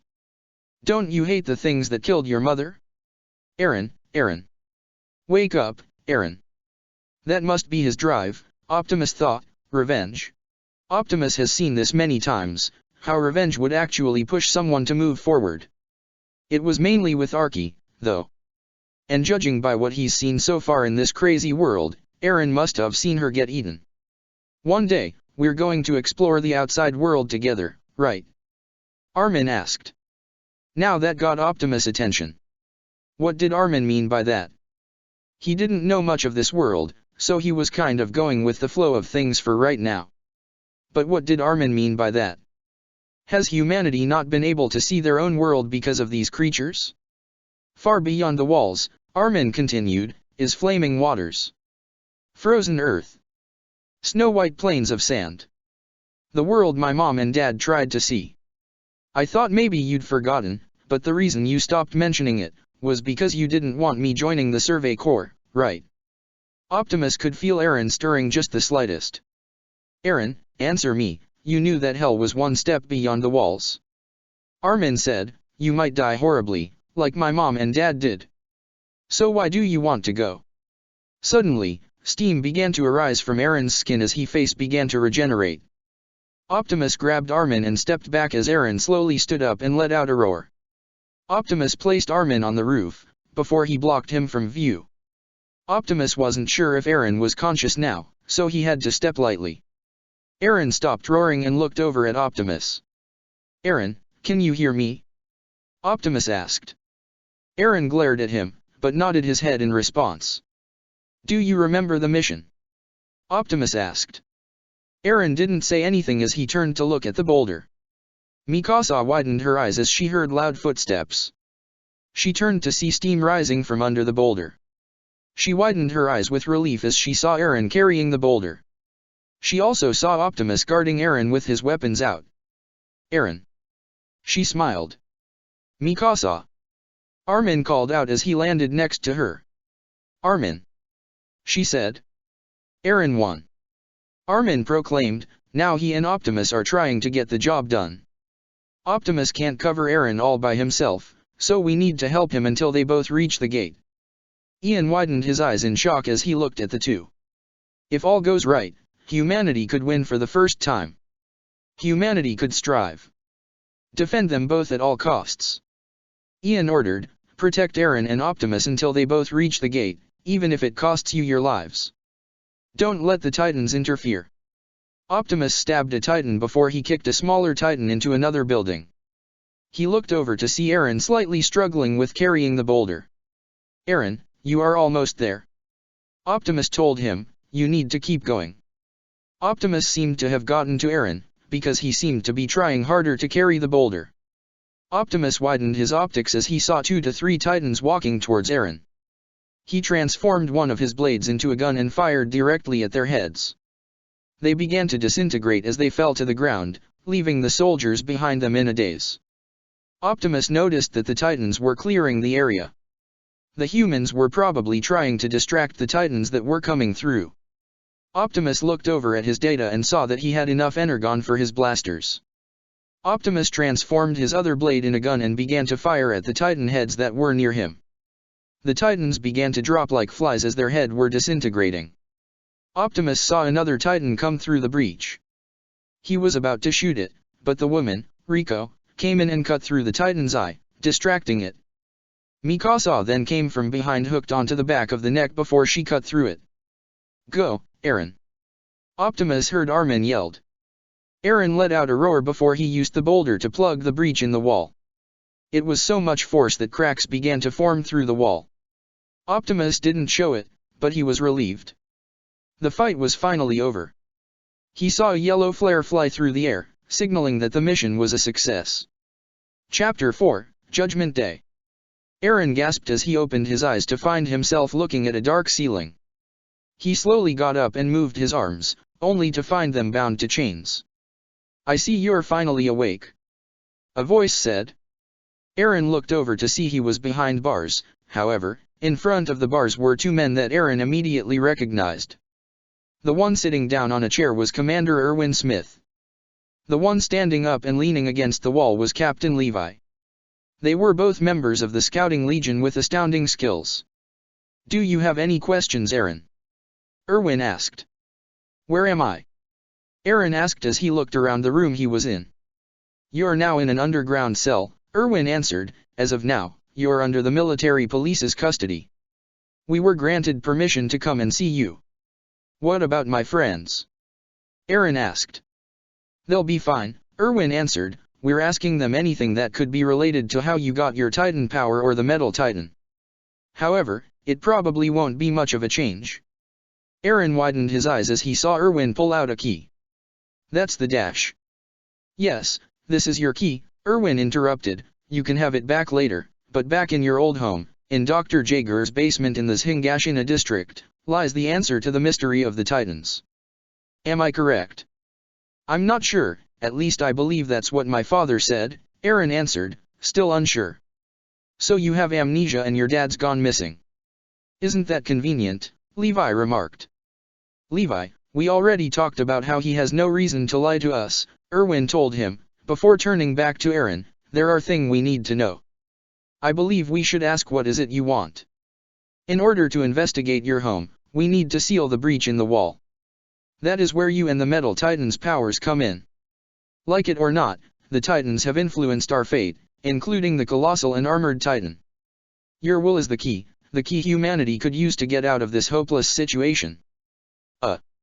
Eren trailed off, not knowing what to say. Hey, we don't have all day, you piece of crap. What do you want? Levi demanded with irritation. Eren looked back at the two with a crazed look in his eyes and a deadly smile. I want to join the Scouting Legion, and kill every single Titan in existence. Levi's eyes seemed to gleam with amusement. Not bad. Erwin, tell the higher-ups that I will vouch for him. Levi walked over and gripped one of the bars while giving Eren a deadly look. Not that I trust him or anything. I just want to be around to kill him if he ever goes on a rampage.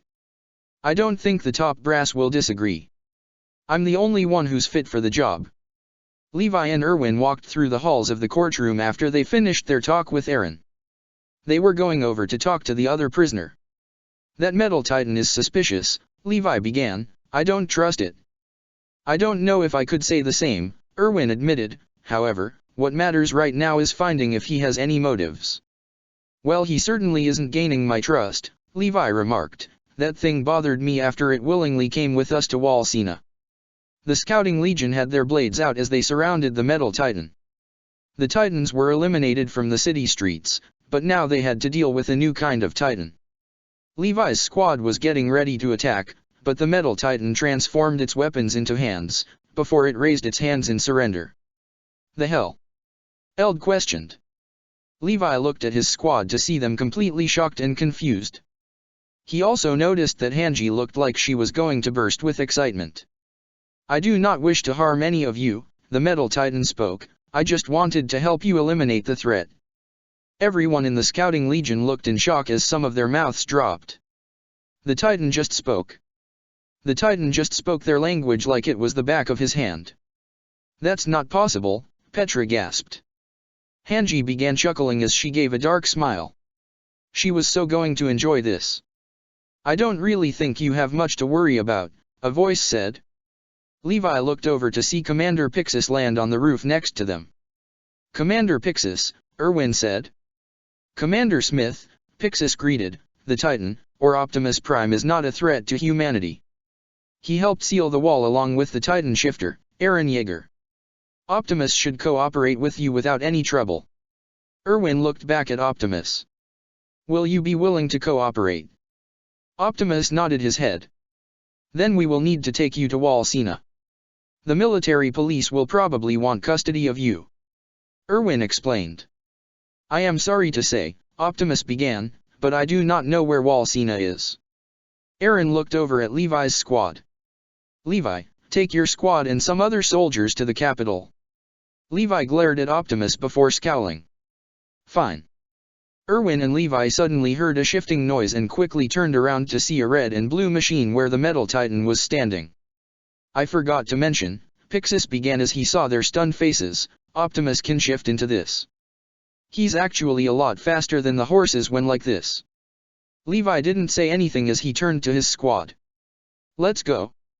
He could see his squad was hesitant, but they simply complied as they used their 3D maneuver gear to get to the gate with Optimus following them. Erwin heard a strangled yelp as he turned to see Hanji clenching one fist while having an arm around another soldier's neck, practically choking him. We need to have him. Hanji proclaimed. Let go off me, you crazy bitch, the soldier yelled, only for Hanji to tighten her grip around his neck, causing his face to turn blue. Hanji's going to have a lot of fun with him. Levi remarked. It depends if we get custody of him, Erwin reminded. If we don't win in the courtroom, the metal titan, no, Optimus Prime, will be handed over to the military police. I could just kill him, Levi suggested. That's impossible, Erwin began. It was reported that a trainee tried to attack him, but her blades shattered on contact.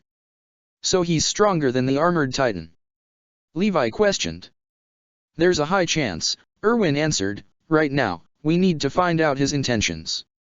In all his years of being alive, and being a prime, Optimus has never been more irritated than ever. He wasn't irritated, he was tempted. Optimus willingly cooperated to come to Wall Sina and be under the custody of the so-called military police. He was currently being guarded by two of them as they were outside of some courtroom. Why was he so irritated, you may ask? Because the military police were nothing more than arrogant slagheads. They were probably even worse than Knockout when he was with the Decepticons.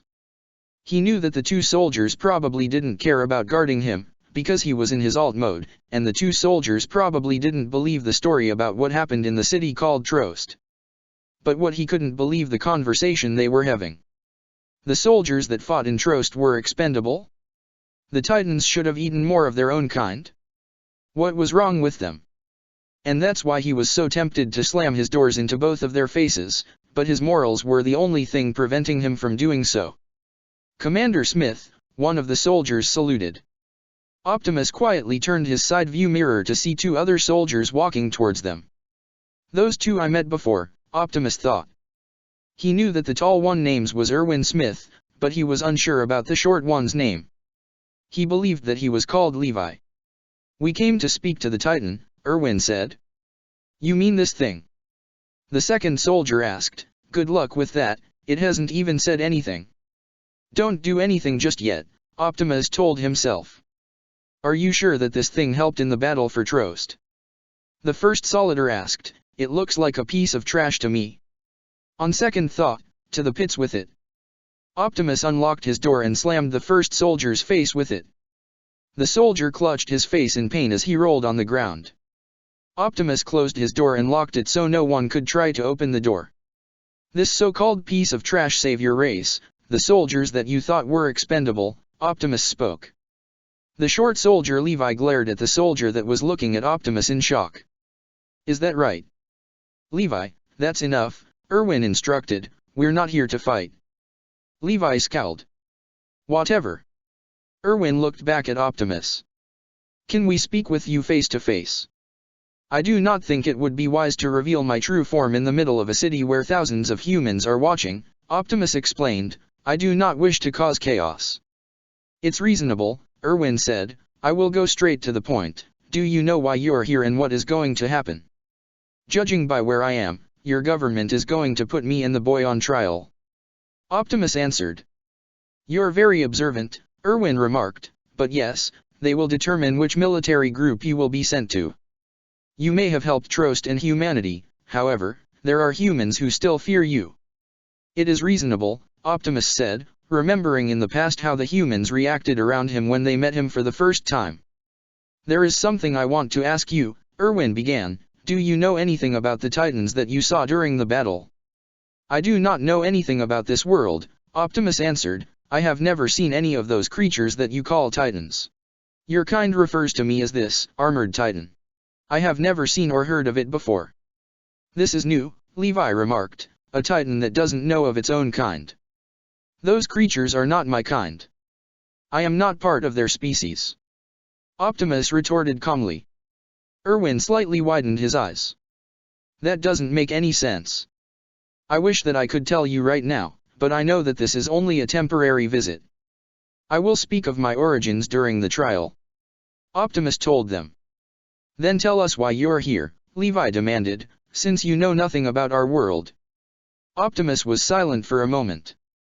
I do not know how or why I am here, but know that I will be fighting for humanity. Erwin looked over at Levi, who still had a poker face, before looking back at Optimus. It seems that you're telling the truth, but I'm not your judge. Whatever happens during that trial, will determine your fate. You lucky bastard. Hanji yelled as Levi drank his tea. What's he like? Did he show you anything cool? Tell me. He slammed the door into the policeman's face after he was called a piece of junk. Levi informed, I'm guessing other stuff happened too, since the Titan told us that the policeman said our soldiers were expendable. That bitch, Oluo muttered, if I see him, I'll beat the crap out of him. Anything else? Hanji asked. The way he spoke was too formal, Levi told her, it's annoying if you ask me, but I think he's suspicious. Why? Petra asked. Because he said he never knew of our world, and he's never heard of the Titans, Levi answered. His squad and Hanji looked at Levi in surprise. Are you serious? Oluo asked. Levi simply nodded his head. Maybe the Titan got amnesia or something. Eld suggested. Or maybe it's from another world. Hanji squealed in excitement, a place far more advanced than our own. There's probably more like him. I can't wait to find out. She's at it again, Oluo whispered to Eld, crazy as ever. Hanji, you're just as ecstatic as ever, Levi remarked sarcastically as he drank his tea. Optimus was quietly recharging as he was still in his alt mode with two new guards who were more cautious. Optimus was still mad at the two soldiers from earlier. The main reason was because of what they said about their own kind, their soldiers. But the other reason was because they hadn't seen the casualties. They didn't see the bodies, practically literally the streets. The air smelled of death, figuratively and literally. He still couldn't get the image out of his mind. Optimus shot the last Titan in the head before it fell to the ground and disintegrated.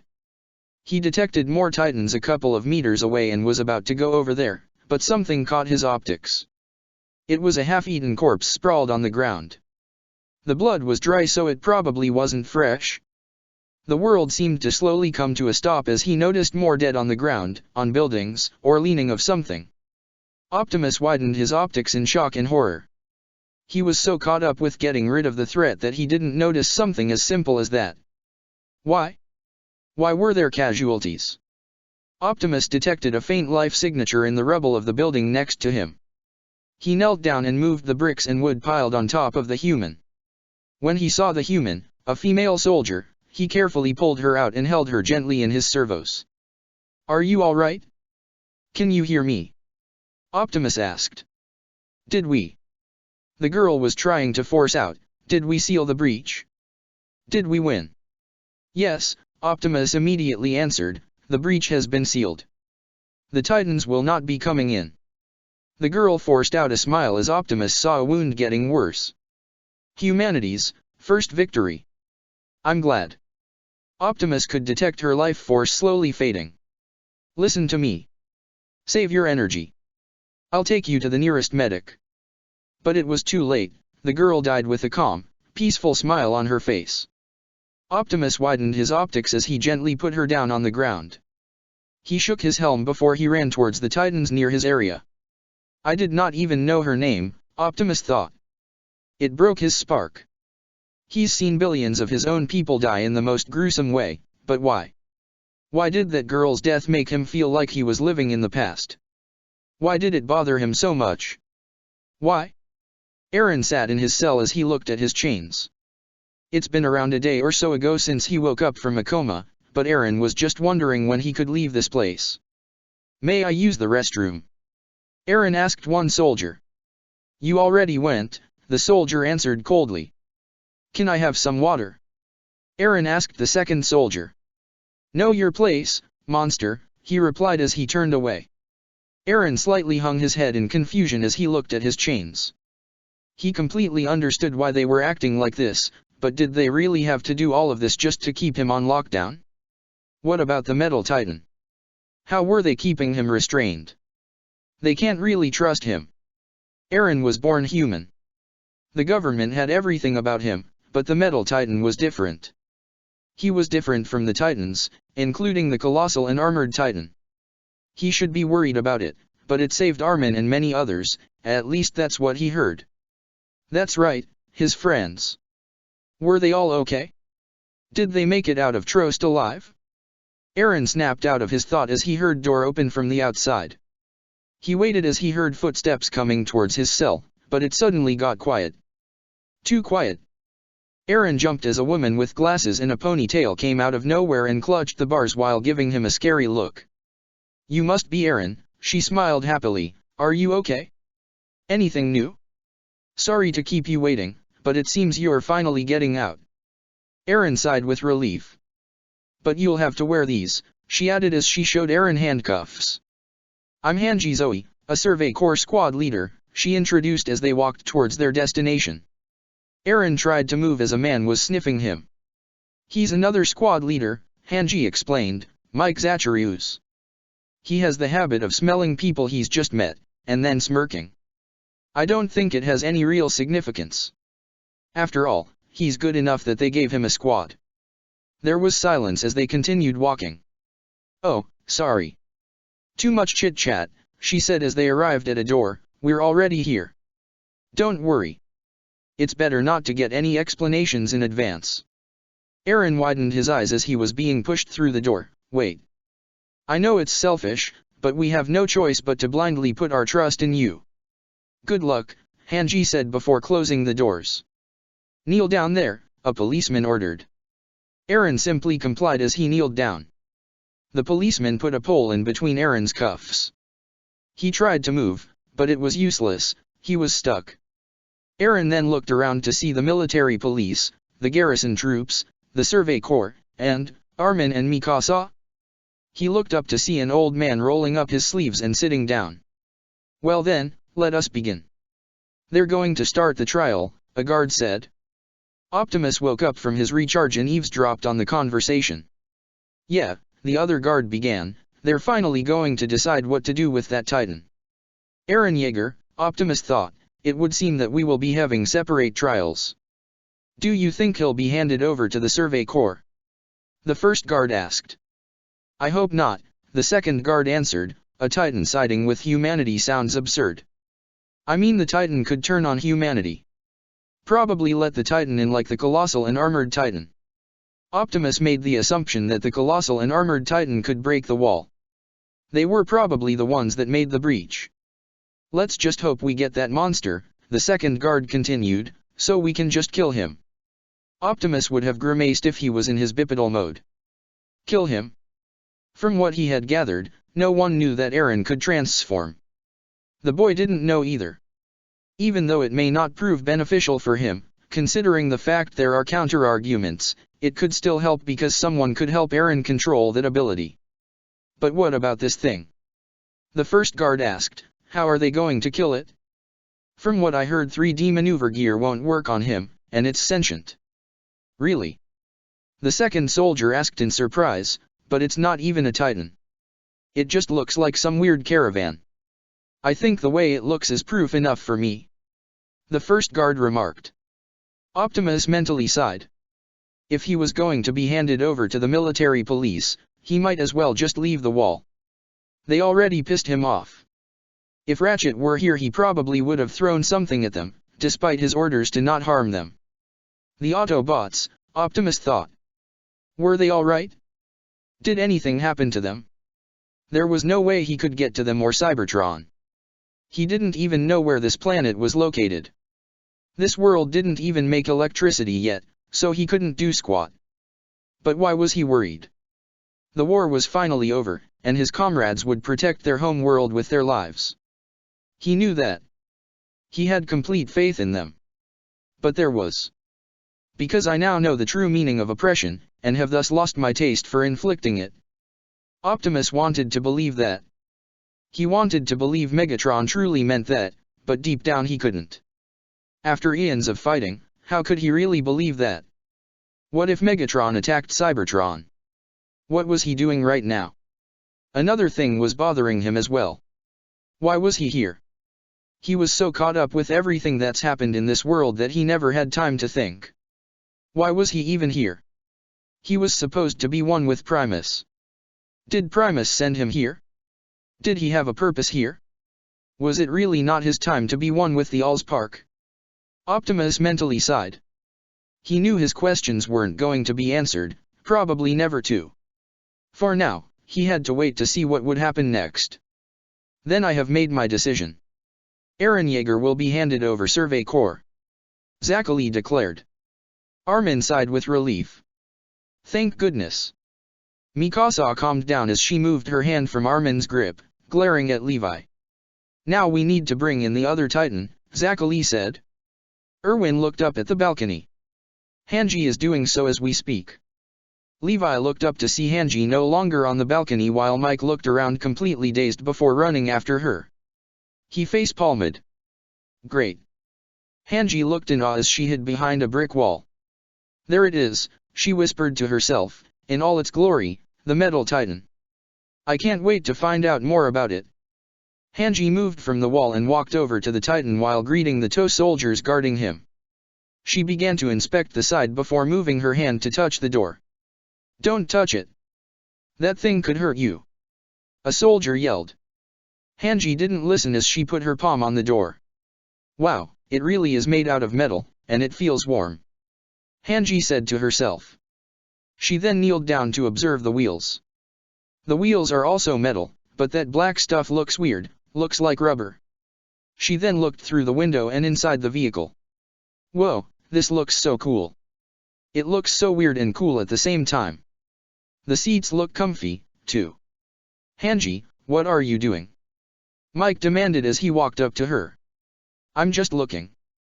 Hanji answered as she attempted to open the door. It locks itself on the inside.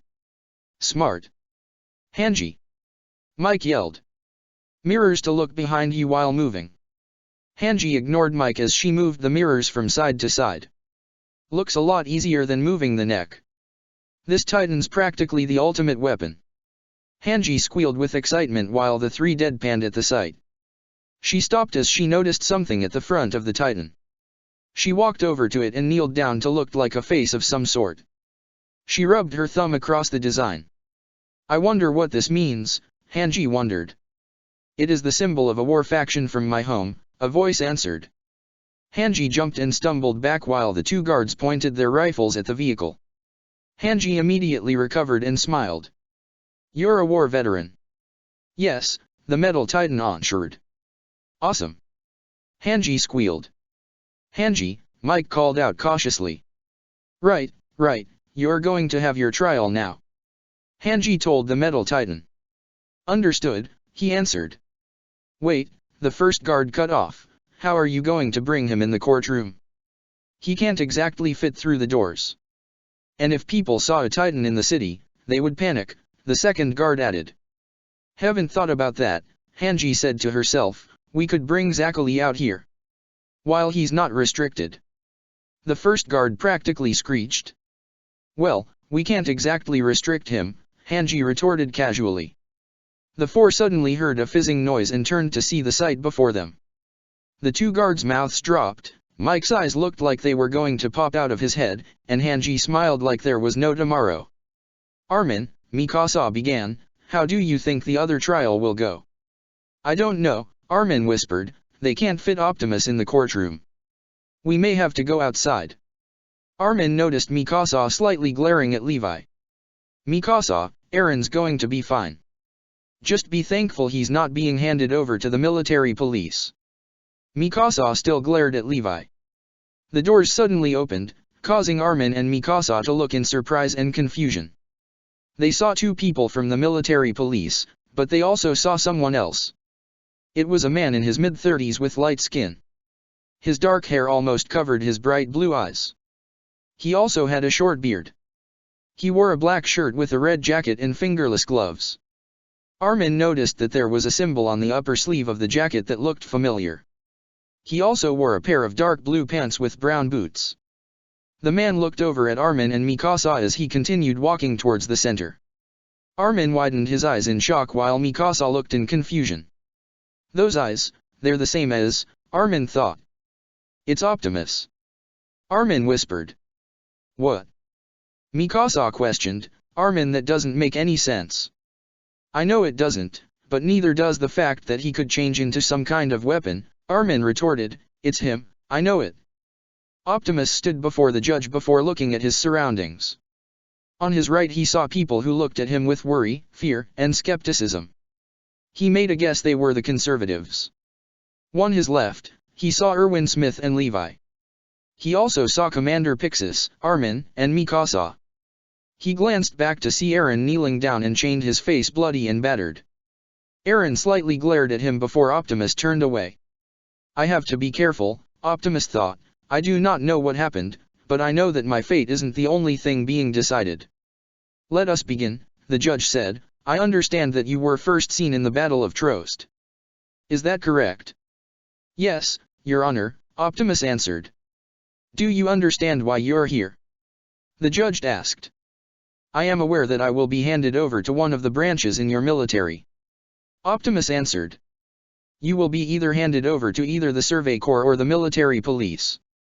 The judge explained before looking at each side. Commander Nile, does your proposal remain the same? Yes, the man known as Nile answered. Dissection on the Metal Titan would prove beneficial for humanity. He is able to transform his body part, and it may help with the advancement of our weaponry. Commander Smith, does your proposal remain the same? The judge asked Erwin. Yes, Zachary, Erwin answered, we plan to take him to the outer wall and use him to help seal the breach in Wall Maria. That is all. Optimus kept a blank expression, but he knew the man wasn't done. He knew Erwin was waiting for the right moment to say his other proposals depending on what happened right now. Do you have any issues with that? The judge known as Zachary asked. None, Your Honor, Optimus answered. I'm glad you're being cooperative, Zachary said. Now, as I've said before, you were first seen in the Battle of Trost. It has never been recorded that a kind of Titan like you has ever appeared in humanity's history. Would you care to explain who you are? My name is Optimus Prime. I am an autonomous robotic organism from the planet Cybertron. To make things simpler, I am a sentient being from another world. Optimus explained. That immediately caused whispers to go out through the courtroom. Optimus could hear words of surprise and disbelief. Another world? Aaron questioned in shock. How is that even possible? Armin asked. Levi looked over to see even Erwin in shock. Oluo owes me big, Hanji smirked to herself. Optimus mentally smacked himself in the head. Gaining the humans' trust probably flew straight out of the water for him. But he had to tell them the truth. He had no reason to lie and he also knew little about this world. Are you telling me that there is life outside of this world? Zachary asked. Yes, Your Honor, Optimus answered. Zachary, Nile began, how do we know if he's telling the truth? He was reported to be a metal titan, but he is standing before us as a human. My actual form is outside the building, Optimus explained. This is merely a holographic form or a fake imagery if you will. The only reason I am using this form because I do not wish to cause chaos. Can you show us? Zachary asked. Optimus held out his arm before it began to shift. Everyone looked in shock and horror as the arm changed into a metallic arm. I knew it, Armin thought. So cool, Hanji whispered. He's a demon. A man with black robes and a golden necklace accused, he's a demon who has tricked the divine wall, just like that monster. Optimus just gave the man a blank expression as his arm changed back. Judging by his attire, the man was probably part of a religion, but Optimus remembered people that were very connected to their religion. He was pretty sure Maiko had a name for them. Oh yeah, religious freak. Pastor Nick, Zachary said before turning back to Optimus, so your race is more advanced than our own.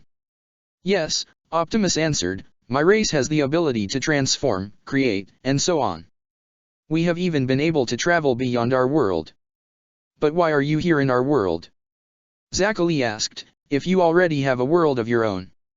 In all honesty, Your Honor, I did not mean to come here. I had no idea that a world like this existed, Optimus explained. Optimus was technically telling the truth. He's seen a world full of humans, yes, but he's never heard of this kind of Earth where the odds were definitely not in the humans' favor. How do we know that you will not attack us? Nile asked, or bring more of your race to our world. I do not know where this planet is located, and I cannot contact my comrades. I also have no quarrel, malice, or reason to attack your kind. Optimus answered, however, if my presence is unwelcome, or if I am handed over to the military police, I shall simply leave the wall in peace, and you will never have to see me again. And why would you say something like that? Zachary asked. The military police want me dead out of their own fear, Optimus explained. If I am handed over to the Survey Corps, I will aid them since their purpose is to fight for humanity. Either way, my purpose of fighting for humanity will not change. Why should we put our trust in you? Pastor Nick demanded, you have already defiled our walls, our gods. What makes you so worthy of dash? Your walls are not gods. Optimus calmly retorted. What? Pastor Nick demanded. Levi quirked an eyebrow in curiosity. A god is a being more power than a human or even myself, Optimus explained. A god is a living being who's supposed to be compassionate, kind, and loving his creation. What have your walls, your gods, done for you besides keep a barrier between you and those creatures you call titans? Also, when I first arrived here, I saw a breach in your wall caused by the so-called colossal and armored titan. And I'm going to make a guess that this has probably happened before. Your walls are not invincible, neither are they gods. It is simply a fortress created by your kind. So tell me, Pastor Nick, do you really think your walls are gods? Pastor Nick gritted his teeth as he glared at Optimus. The guts with this guy, Rico muttered. Optimus still looked at Pastor Nick. He knew very well what a god was. He was practically chosen by the god of his world to carry the Matrix. He even fought the god of destruction and chaos. And the humans created these walls, so why would they consider them gods? He was going to have to find a way to look into this if he ever got the chance. Zachary raised an eyebrow as he saw a symbol on Optimus' sleeve. What does the symbol on your sleeve represent? Zachary asked. Optimus looked to see the Autobot symbol on his sleeve. It is the symbol of my faction during the war for my home world. Mutters began to go across the room once again. He's a soldier. Mikasa asked herself. It makes sense, Armin told her, remembering how Optimus killed the Titans when they first met. You are a soldier? Zachary asked. Yes, Your Honor, Optimus answered, I was the leader of a group called the Autobots. Is Armin Arlert here? Zachary asked. Yes, that's me, Armin answered. You were the first soldier to see Optimus during Trost, Zachary began, did he ever show odd behavior? No, Armin answered, Optimus is very intelligent. He managed to stop Eren from hurting Mikasa. Also, his fighting skills are far stronger than any elite soldier I've seen. He's even saved me from getting eaten twice. Is that so? Zachary asked before looking back at Optimus, would you care to show us your fighting skills then? I have no problem with that, Optimus answered. Wait, Nile began, do you really think it's safe to let him do this? I don't see an issue with this, Levi spoke. It was reported that he killed over 100 Titans, and possibly more. I want to see him in action. 100. Eren thought. Nile, send 3 soldiers to fight him, Zachary instructed. Nile was hesitant, but had to agree. 3 soldiers from the military police walked towards Optimus and surrounded him while aiming their rifles. Optimus just narrowed his eyes as he began to analyze them. There were 2 in front of him and 1 behind him. They all had eyes full of fear. Their stances were poor. He could even tell that one of the soldiers' legs was shaking. They didn't even notice the slightest scuffle of his foot or the movement of his hands. They were all fueled by their own fear. They were all bark and no bite, but if he showed all of his fighting skill it may cause more fear than necessary. He made a decision, he had to disarm them and knock them off of their feet. What's he doing? Rico asked, he's just standing there. He's analyzing them, Armin realized, he's trying to find out who to attack first. The world seemed to go in slow motion as Optimus began to move. Armin widened his eyes as Optimus kicked the rifle out of the hands of the soldier behind him. One of the soldiers in the front was prepared to fire, but Optimus ducked and kicked the soldier off of his feet. Optimus grabbed the rifle out of the soldier's hands before he hit the ground. Optimus then used the hilt of the rifle to knock the weapon from the last soldier. He caught the rifle before aiming both of them at the 2 soldiers that were still standing. The whole courtroom was stunned at the sight before them. Whoa, Hanji breathed. Eren looked in pure horror. This Titan had more power and more skill than he ever did. He was probably even more skilled than Annie. Optimus wasn't even trying, Armin spoke, causing Mikasa to look at him in confusion. I could tell, Armin began, Optimus was holding back by a lot. Also, if Optimus really was trying or not he could have killed Eren without any problem whatsoever. However, the next action confused everyone. Optimus just lowered his arms before handing the rifles back to the 2 soldiers. Optimus then walked over to the soldier on the ground and held out his hand towards him. The man reached his shaking hand out after what seemed to be an eternity. Optimus took his hand and pulled him up to his feet. He then picked up the rifle that was on the ground and gave it to the soldier. Like I have said before, I have no reason to attack your kind, Optimus stated, however if the human race is being threatened, I will not hesitate to pull the trigger. Sir, I have a proposal, Erwin said as he raised his hand, since Optimus' origins or capabilities are rather a mystery and that he is also willing to cooperate, he may be willing to tell us about himself and his race. Are you willing to do that, Optimus? Zachary asked. I have no problem with sharing any information about my race, Optimus answered, and depending on the resources here, I may be able to help you create new weapons to fight the Titans without dissecting my body, if you are even capable of doing so. Also, Erwin continued, it was mentioned before that Optimus was able to restrain Eren in his Titan form. If Eren was to lose control, Optimus may be able to stop Eren rampaging without killing him. Eren immediately stiffened at that. That Titan was going to watch him? Were they crazy? Before I make my decision, why do you want to help the human race so badly? Zachary asked. There was silence before Optimus spoke up, freedom is the right for all sentient beings. Everyone widened their eyes in shock. I will help the humans win their war against the Titans, even if it shall cost me my life. This I vow, Optimus said as he did their salute, with all my spark. Zachary was silent for a moment. I've made my decision. Chapter 5, Before the Expedition Part 1. Eren looked in slight awe at the new location for the Survey Corps. The castle was pretty dirty but it was huge. He got off of his horse and tied the rope to the post so the horse wouldn't run off. He looked over to see Petra and Oluo bickering about biting tongues and pretending to be Levi. He also saw Eld and Gunther walking towards the castle. Eren wasn't really focused on that though. He was more focused on the fact that these guys, or Levi's squad, they were the best of the best and chosen by Levi himself, and were also the ones who could kill him if he ever goes on a rampage. But there was also... Eren looked over to see the red caravan come to a stop, before it shifted into the Metal Titan, or rather Optimus Prime. Optimus stood up fully before he began to stretch his arms. I'm not going to get used to that, Eren heard Eld remark. Eren glanced back at Optimus before turning away. He really didn't trust him at all. He probably would have said because Optimus was a Titan, but almost everyone else considered him a Titan as well, even if he was born human. But it wasn't even Eren's fault that he was like this. Every time he tried to remember, he would end up having a huge headache. At the worst, he would pass out. And even if Optimus did help humanity, who knows when he'll turn on them. But after what he did in the courtroom, he was a little unsure. Optimus Prime, you will be handed over to the Survey Corps, Zachary declared. Understood, Your Honor, Optimus said. Eren widened his eyes as Optimus walked over to him, causing everyone to whisper in confusion. Eren looked over to see Optimus pull the metal rod that held him down.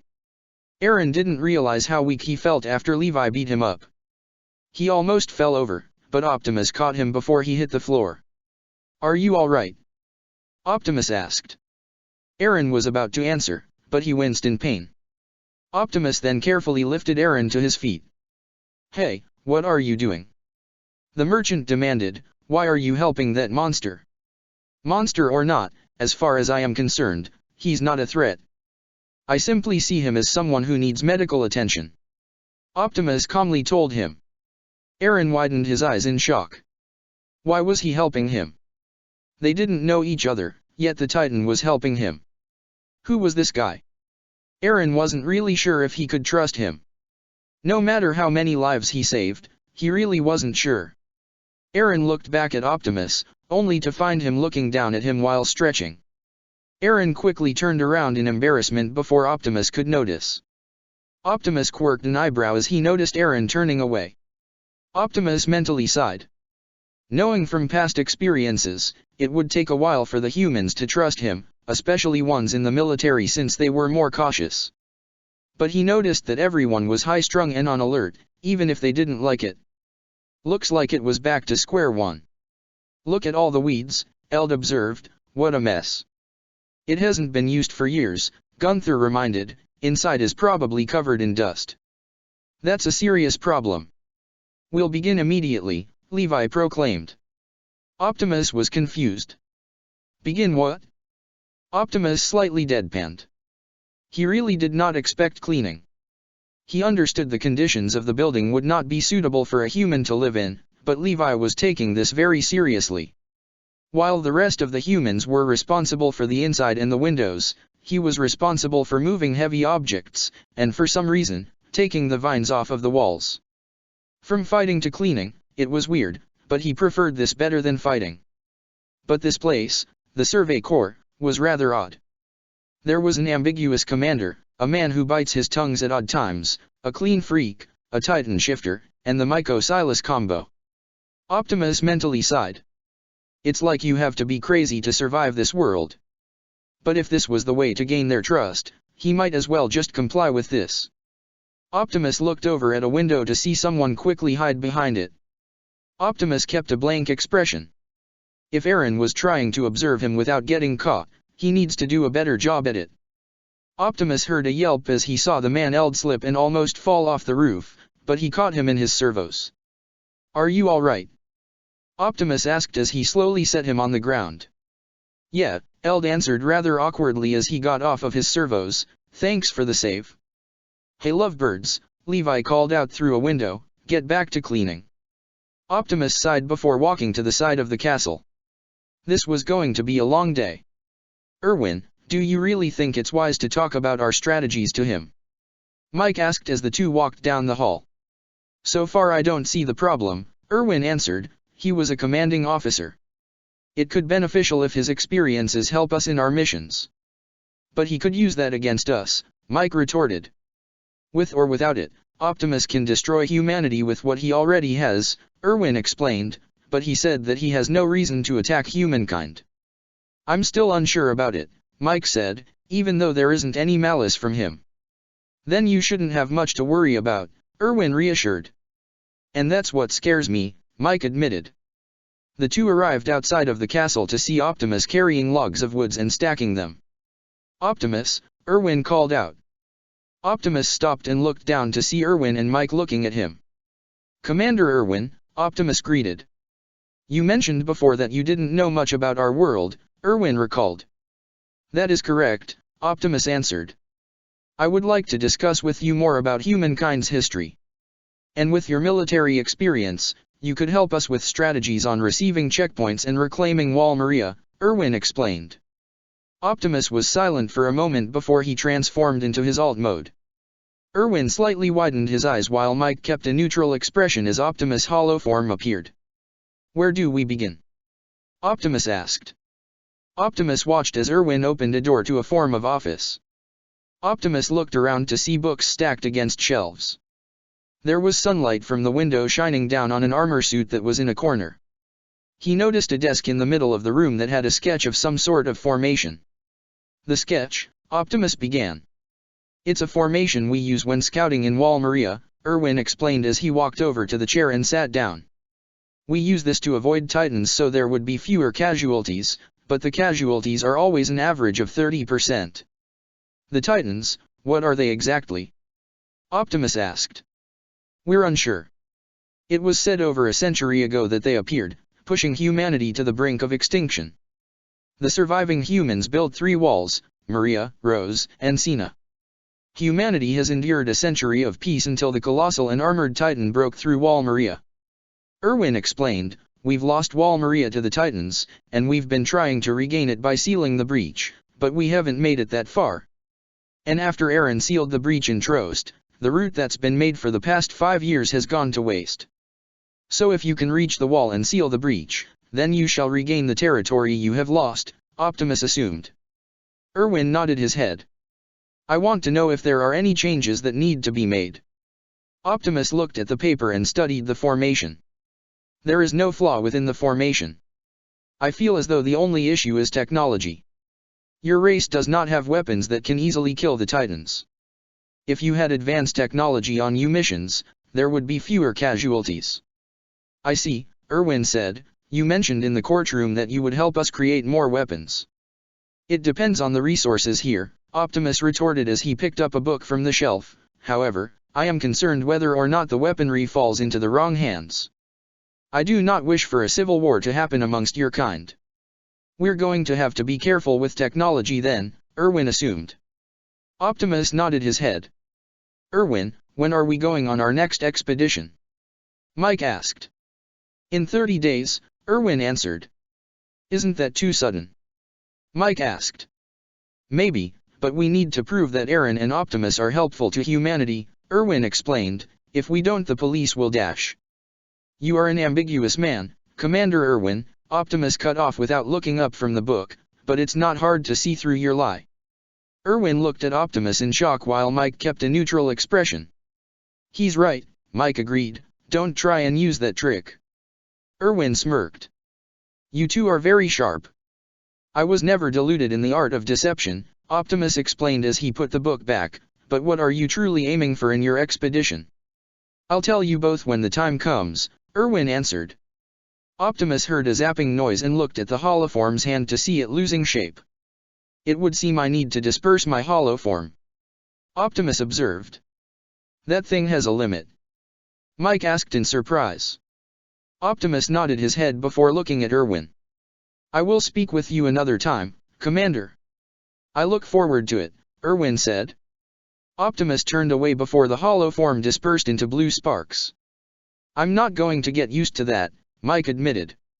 Neither am I, Erwin agreed, but we still gained a valuable ally to humanity. Optimus looked up at the starry night while all the other humans remained inside the castle.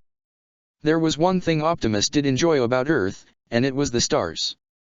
Just looking at them reminded him of Cybertron during the Golden Age. Cybertron, Optimus thought before shaking his helm. The Autobots were fine. They were fine. He didn't have anything to worry about, even if he did feel homesick as the humans would call it. He really did miss Cybertron, and even when they got it back, he had to sacrifice himself so that new life could emerge on Cybertron. He was going to sound selfish, but all he wanted was to live out his remaining life in peace. But it didn't matter now, the humans need his help and he will sacrifice his life so that they can be free. If Primus did send him here, he completely understood why. Optimus was snapped out of his thoughts when he heard a grumbling noise from his stomach. I have not had Energon, Optimus realized.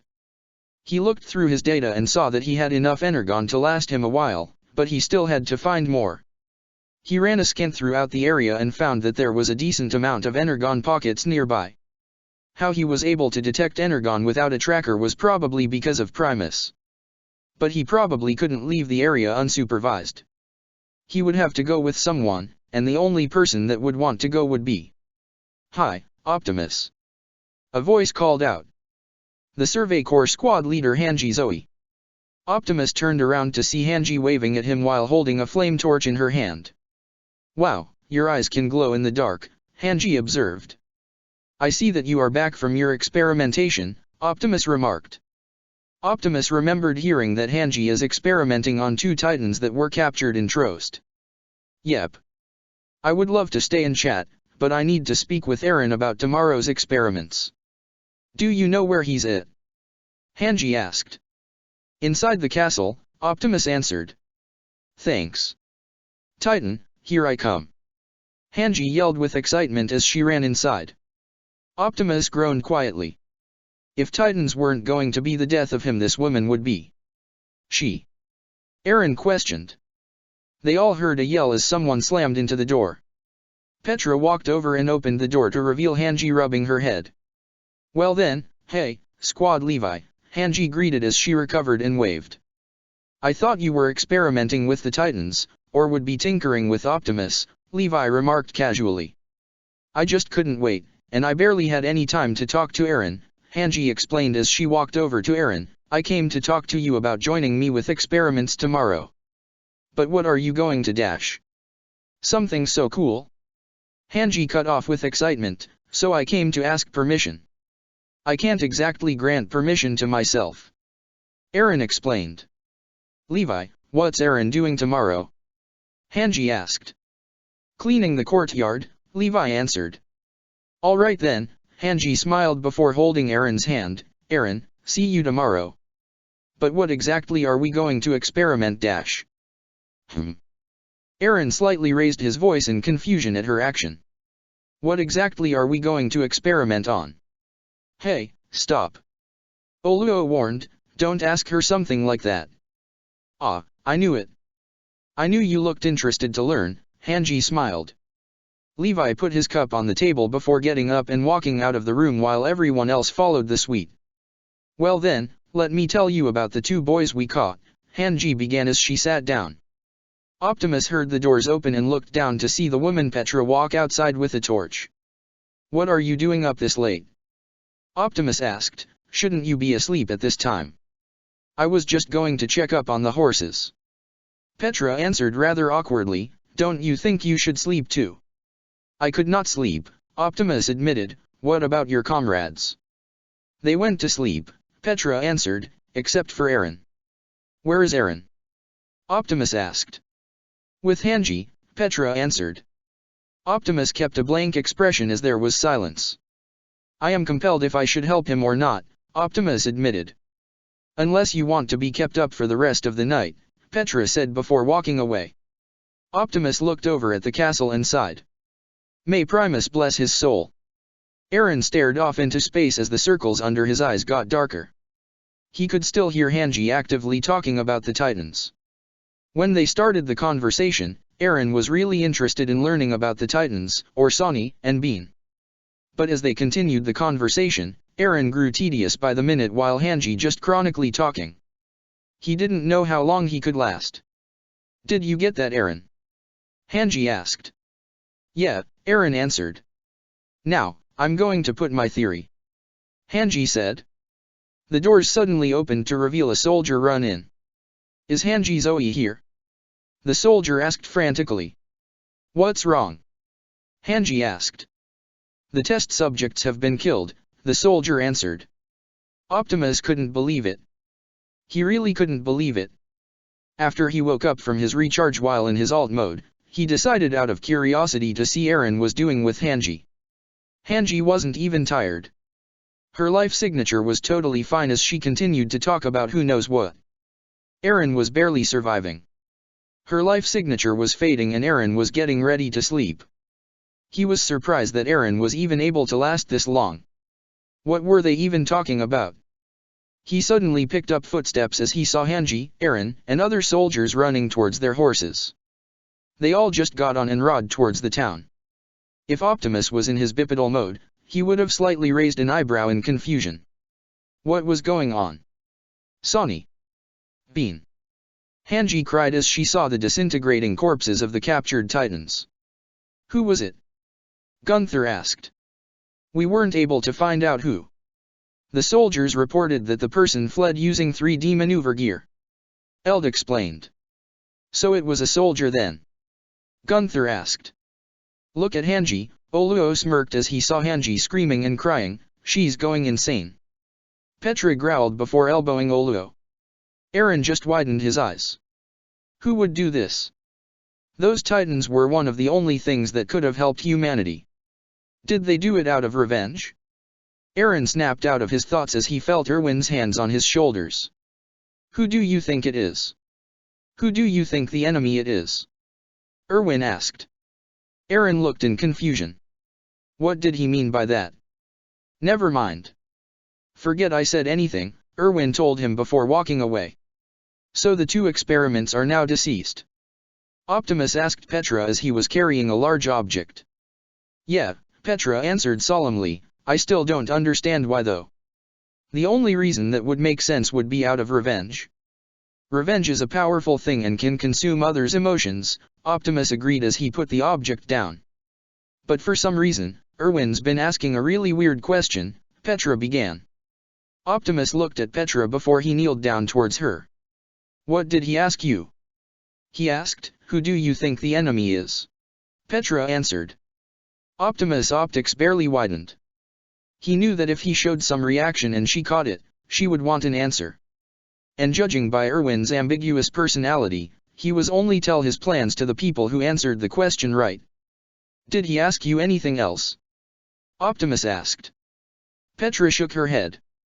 I see, Optimus began before he stood up, thank you for informing me of this. You're welcome, Petra said. Petra raised an eyebrow in confusion as she saw Optimus walk away. Where was he going?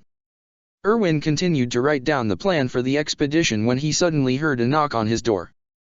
The door's open, Erwin informed. Erwin looked in slight surprise to see Optimus in his hollow form, opening the door. We need to talk, Optimus declared. I'm making plans for the next mission, Erwin explained as he continued writing, I need to continue without any dash. The enemy is a spy who knows the secrets of the Titans. The enemy is after Eren Yeager, since he now possesses the powers of a Titan. And I am going to make a guess that the enemy is a Titan shifter. Optimus interrupted. Erwin widened his eyes in shock before he smiled. I'm guessing you've been trained very well. Commander, why are you keeping this claim to yourself? Optimus asked. Because if I tell all of the Survey Corps, the information may end up going to the spy, and the spy will be more prepared. That's why I'm telling people who answer the question. Erwin explained. Do you even have any proof for your claim? Optimus asked. No, Erwin answered, but that is what the next expedition is for. During that mission we will attempt to capture the spy. This is very dangerous, Optimus said, one wrong move and there will be more casualties than necessary. More than your 30% average. I know that, Erwin calmly admitted. Then why are you doing this? Optimus demanded. Optimus, we don't have any of the advanced technology that you have that would help reduce the casualties or help humanity out of its dire situation. I do hate sacrificing the lives of my comrades, but if it's for the sake of humanity, I will do it. Erwin proclaimed. Optimus slightly glared at Erwin. This man was mad. Did he not see the bodies in Trost or whenever he was on their expedition? Wouldn't he want to prevent that? Optimus sighed. I cannot do anything to change your mind, nor can I change anything about the plan since I am not part of this chain of command and I will probably never be allowed to because of your government. But let me give you a fair warning, this is a very dangerous gamble. And I am willing to take that gamble, Erwin said. Optimus just turned away before his hollow form dispersed into sparks. Optimus sat down as he pondered over Erwin's plans. Was he really willing to sacrifice his comrades? He really couldn't believe that. Even though they wanted to help humanity, Erwin's way seemed a bit insane. But he guessed it couldn't be helped. If you keep a bird caged in for too long it will go insane, and try to find a way to get out. He suddenly heard crying off in the distance and decided to walk over to the source. He raised an eyebrow in confusion as he saw Hanji crying to herself. She was sitting on the grass with her knees tucked into her chest. Ms. Zoe, Optimus called out. Hanji looked up at Optimus, not even bothering to wipe the tears from her face. Oh, hi Optimus. Why are you crying? Optimus asked, did something happen? Hanji stopped for a moment before more tears began pouring down her face. Sonny. Bean. Hanji cried. Optimus slightly cringed at her outburst. He forgot. Petra told him when the two experiments were killed, Hanji was, in human terms, freaking out. She must be still upset about it, but Primus, why did she have to be so loud? Optimus then remembered something. Hanji wanted to know more about his race, and he did detect Energon nearby. Maybe taking her there would help with her research, and to make her feel better. But there was also something in the back of his mind telling him not to do it and that she will dismantle you with her bare hands. Another part of him was telling him he needed the Energon, so suck it up. He was going to regret this completely. Ms. Zoe, would you like to know more about my race? Optimus asked as he kneeled down. Hanji looked in confusion as she stopped crying. You would probably want to know what my race consumes for energy in life, Optimus explained. I have detected an Energon mine not too far from here, but I am probably not allowed to go by myself. Since you are interested in learning about my race, would you like to accompany me? Optimus had to slightly force out the last part, but luckily went unnoticed. Hanji widened her eyes as they somehow began to sparkle. Really? Hanji asked. Yes, Optimus slightly forced out. Thank you. Hanji smiled as she jumped to her feet, but let me go get my horse and dash. That will not be necessary, Optimus interrupted. Hanji raised an eyebrow in confusion before widening her eyes in excitement as she saw Optimus transform in his alt mode and opened the door. My vehicle mode is meant for travel. We will be able to travel to the location quicker, Optimus explained. You also mentioned that my seats looked comfortable. Are they? Hanji asked. I will let you be the judge about that, Optimus answered. Aaron was cleaning the hallway that was near a couple of bedrooms in the castle. Aaron stopped and almost fell asleep, but immediately woke up as he almost fell over. He then shook his head and continued cleaning. After everything that happened today, Aaron forgot that he didn't get sleep from last night because of Hanji. He was just hoping he didn't fall asleep while Levi walked by. He really didn't want to get hit with a broom. Are you tired, Eren? Petra asked as she walked out of her room. Eren jumped in surprise before rubbing his eye. Yeah, I stayed up the whole night with Hanji, Eren answered. I wasn't able to get sleep after everything that happened. Hanji's probably still upset about it.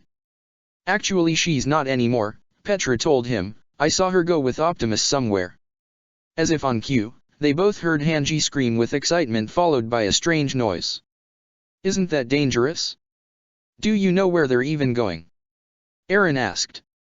No, Petra answered, but knowing Hanji she'll probably experiment on Optimus. There was silence as Petra began to wipe an old armor statue. What do you think of him? Eren asked. Petra stopped wiping the armor and looked at Eren in confusion. Who's him? Optimus, Eren clarified. What do you think of him? Well, Petra pondered a little. He seems rather nice. Nice? Eren questioned. He doesn't seem like it. If you talk to him he seems pretty gentle, Petra explained, but he reminds me of Levi. Levi? Eren asked. I don't know if Optimus likes to clean. Petra began laughing.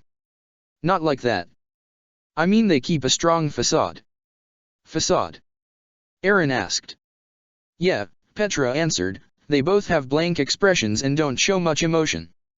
I know we just met Optimus, but that's what it seems like. But he also seems lonely. How can someone like him be lonely? Eren asked in confusion. Well, he can't go back to his home or see his friends, so he's probably upset about that, Petra explained. That's another reason Optimus is like Levi. They don't seem to tell anything personal and keep things to themselves. Do you know what Levi thinks of him? Eren asked. Levi thinks he's suspicious and that the way he speaks is annoying, Petra answered. Erwin's actually taking a liking to him. But what if he turns on us? Eren asked. What if he just decides to attack us? Petra shrugged. So far all he's done is help humanity. He hasn't done anything wrong. I guess we have to wait to see what happens. These seats really are comfy. Hanji smiled as Optimus drove towards their destination. I am glad you are comfortable, Optimus said through the radio. Hanji looked at the steering wheel to see the Autobots insignia in the center. That symbol of yours is here, Hanji observed. In my alt mode, the symbol appears on the steering wheel and on the front. When in my bipedal mode the symbol appears on my upper arms, Optimus explained. Hanji pressed on the symbol slightly, causing a sound to emit from the wheel. Hanji yelped and quickly moved her hands from the wheel. What was that? Hanji yelled. It is simply used to tell drivers to move, since they are unable to leave the vehicle unattended, Optimus explained. However, people have a tendency of abusing that. Well, all this stuff is new to me, Hanji remarked as she looked around. If there was more like you or stuff like this we could have taken down the Titans in a day. Hanji looked over to see a button under a small screen. She slowly moved her finger and pressed the button, causing a screeching noise to come from it. Hanji covered her ears and winced at the sound before Optimus turned it off. That hurts, Hanji complained. It's called a radio, and it's used to listen to news and entertainment, Optimus explained. The only reason it made that noise is because there is no satellite which helps create a signal. So if there's a signal, or whatever you call it, news can be passed around quicker. Hanji asked. Yes, Optimus answered. Amazing. Hanji smiled. However, I do advise you not to touch anything else, Optimus said. As much fun this is, I won't burst my ears, Hanji said. Optimus mentally sighed.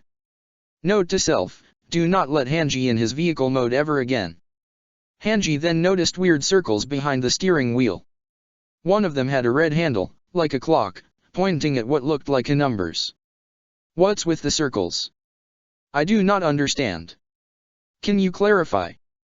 Optimus asked.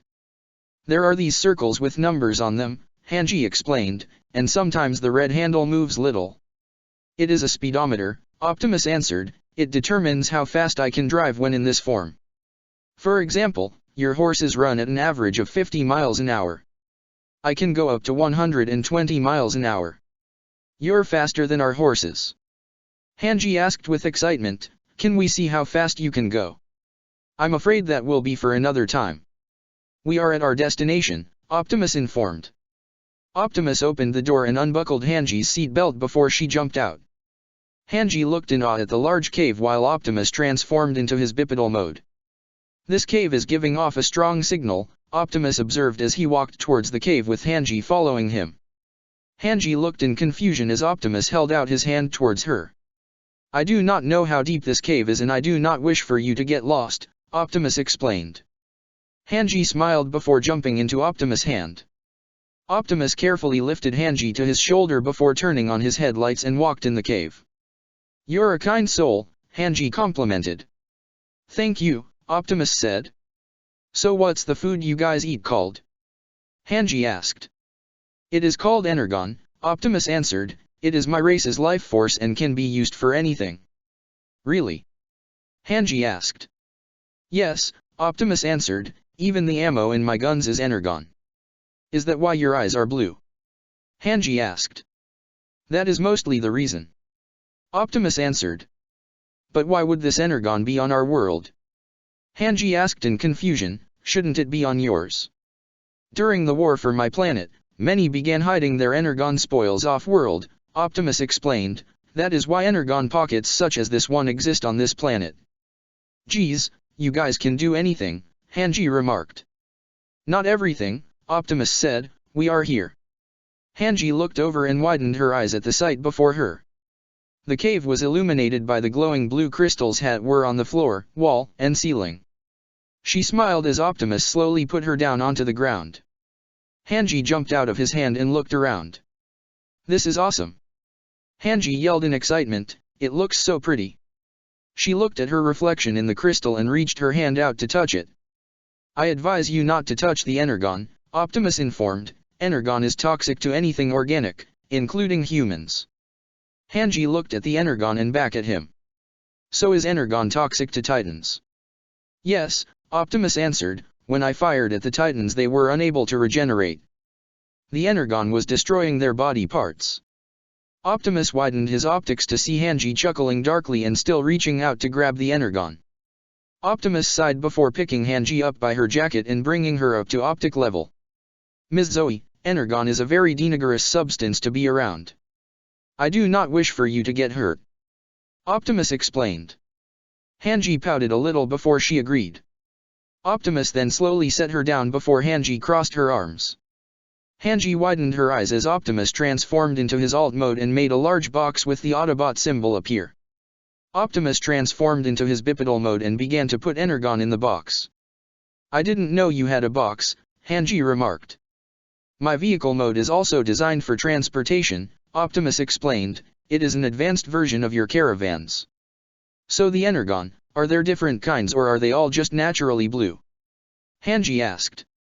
There is red Energon, which has the ability to make you run faster than the average Cybertronian, Optimus explained.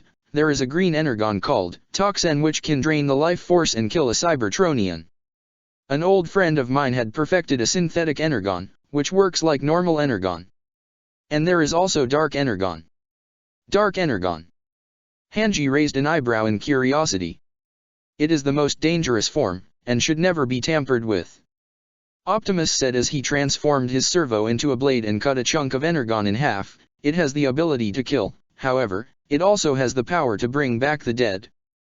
Hanji's mouth dropped. The dead. Optimus nodded his head. But the being brought back will not be conscious. It will simply be a mindless creature. So it's like a Titan. Hanji compared. In a sense, Optimus answered, Dark Energon is also known to be the life force of Unicron, the Chaos Bringer. Unicorn? Hanji asked in confusion. Unicron, Optimus corrected, he's been known to destroy planet and take millions of lives. You may consider him the devil of my world. The only one who was able to stand against him was Primus, the life-giver of my planet. So Primus is the same as God. Hanji pondered, that's why you were criticizing Pastor Nick in the courtroom. You actually have a god while the Wallists worship objects. Yes, Optimus said, I know what a god is and I have proof for my statement, and close encounters. Pastor Nick simply worshipped the walls because it protected humanity. Either Pastor Nick is desperate, or there is more to the cult that meets the eye. I think he's desperate. Hanji shrugged off. Wait, what do you mean, close encounters? I fought Unicron, Optimus clarified. You fought a god? Hanji asked in shock. How were you even able to do that? Unicron's true form is energy, and he is able to manifest anything. Meaning he was able to take on different forms, Optimus explained. I fought rock forms of him in his purest form, and when he manifested a dead body that had dark energon flowing through it. Megatron was a sensitive topic for Optimus, and he preferred not saying anything about him. If he were to even breathe his name, Hanji would bombard him with questions. Can you tell me more about it? Hanji asked. I'm afraid answers will have to wait, Optimus answered. I have enough energon to last for a while and I need to take you back to the castle. Hanji groaned. Please. Ms. Zoe, we must go, Optimus said. Okay, Hanji gave in as she walked over to Optimus. Optimus transformed into his alt mode so Hanji could sit inside. Optimus then drove out of the cave with his cargo of energon. The sun's already setting, Hanji remarked as Optimus arrived at the castle. I can't believe we were out that long. Optimus opened his door and Hanji jumped out before Optimus transformed into his bipedal mode. I assume you had a great time, Ms. Zoe, Optimus said. I did. I feel a lot better. Thank you, Hanji smiled. You're welcome, Optimus said. Now Hanji began, I have to record the data you gave me. Tomorrow I'll experiment with Aaron and I'll need your assistance in case Aaron goes on any rampages. See you tomorrow. Hanji waved at Optimus before running to the castle. Optimus then opened the cargo box before pulling out a piece of energon. He could finally get rid of the grumbling in his system. Aaron stared at the ceiling as a small lamp lit up his room. After nighttime came, Aaron decided to head to his room and try to sleep. Unfortunately, Aaron was unable to sleep and was just staring at the ceiling for past hour. He had Hanji to blame for that. Aaron sighed before getting up from his bed. Maybe walking around would help him sleep. Aaron opened the door to his room and walked through the hallways, being careful to step lightly when walking near any doors. If someone saw him walking around the halls, they probably would have thought he was up to something. He still wasn't fond of the beating Levi gave him in the courtroom. After walking around for a while, he found himself at the front doors of the castle. Maybe fresh air will help, Aaron thought. Aaron slowly pushed the door open and walked outside. He looked over and widened his eyes as he saw Optimus in his bipedal mode looking at the stars. Aaron covered his mouth and backed away slowly from his sight. You think he'd be asleep by now?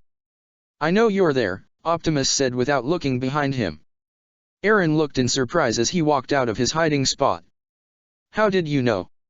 I heard the doors open, Optimus answered nonchalantly. Aaron slightly deadpanned. I am rather surprised that you are not tired after staying up last night with Ms. Zoe. Optimus admitted. I am, too. Wait, how do you know that? Aaron asked. I detected your life signature out of curiosity, Optimus explained. You were trying your best to stay awake while Ms. Zoe was not even tired. So are you going to send me back to my room? Aaron asked. No. Huh. I see no point in forcing someone to sleep when they cannot, Optimus explained, but since we are both awake, would you like to watch the stars with me? I guess, Aaron answered. Optimus turned and held out his hand towards Aaron, causing him to step back. I will not harm you, Optimus reassured, you have my word. Aaron was still unsure, but he simply complied as he sat in the hand. Aaron waited for the hand to crush him and kill him, but nothing happened. Optimus just put Aaron on his shoulder. The view looks better from up here, Aaron remarked. It reminds me of when I would look at the stars from my home, Optimus said. Aaron looked over at Optimus. Do you miss your home? Optimus was quiet for a moment. Yes, I do. Didn't you say that you were in a war? Aaron recalled. The war for my home is over and the Autobots have won. I thought I would be able to live my life in peace, but it seems I am needed here, Optimus answered. How did you even end up here, in our world? Aaron asked. It is rather complicated. Even I am confused on how I arrived here, Optimus answered. Optimus wasn't lying.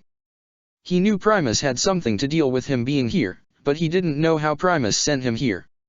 I do not know where this planet is located and I cannot contact my comrades. Aaron remembered Optimus saying. Are you stranded here? Aaron asked hesitantly. I have no way of reaching my home, Optimus answered. Aaron looked away from Optimus. I'm sorry. I'm guessing it's a pretty sensitive topic. It is all right, Optimus reassured, you had no way of knowing. Aaron nodded his head before there was a rather awkward silence between them. Aaron, may I ask you a question? Optimus asked. Sure, Aaron answered. Why are you so persistent on killing Titans?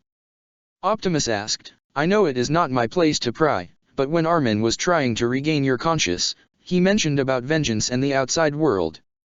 If you do not wish to speak of it, then that is fine.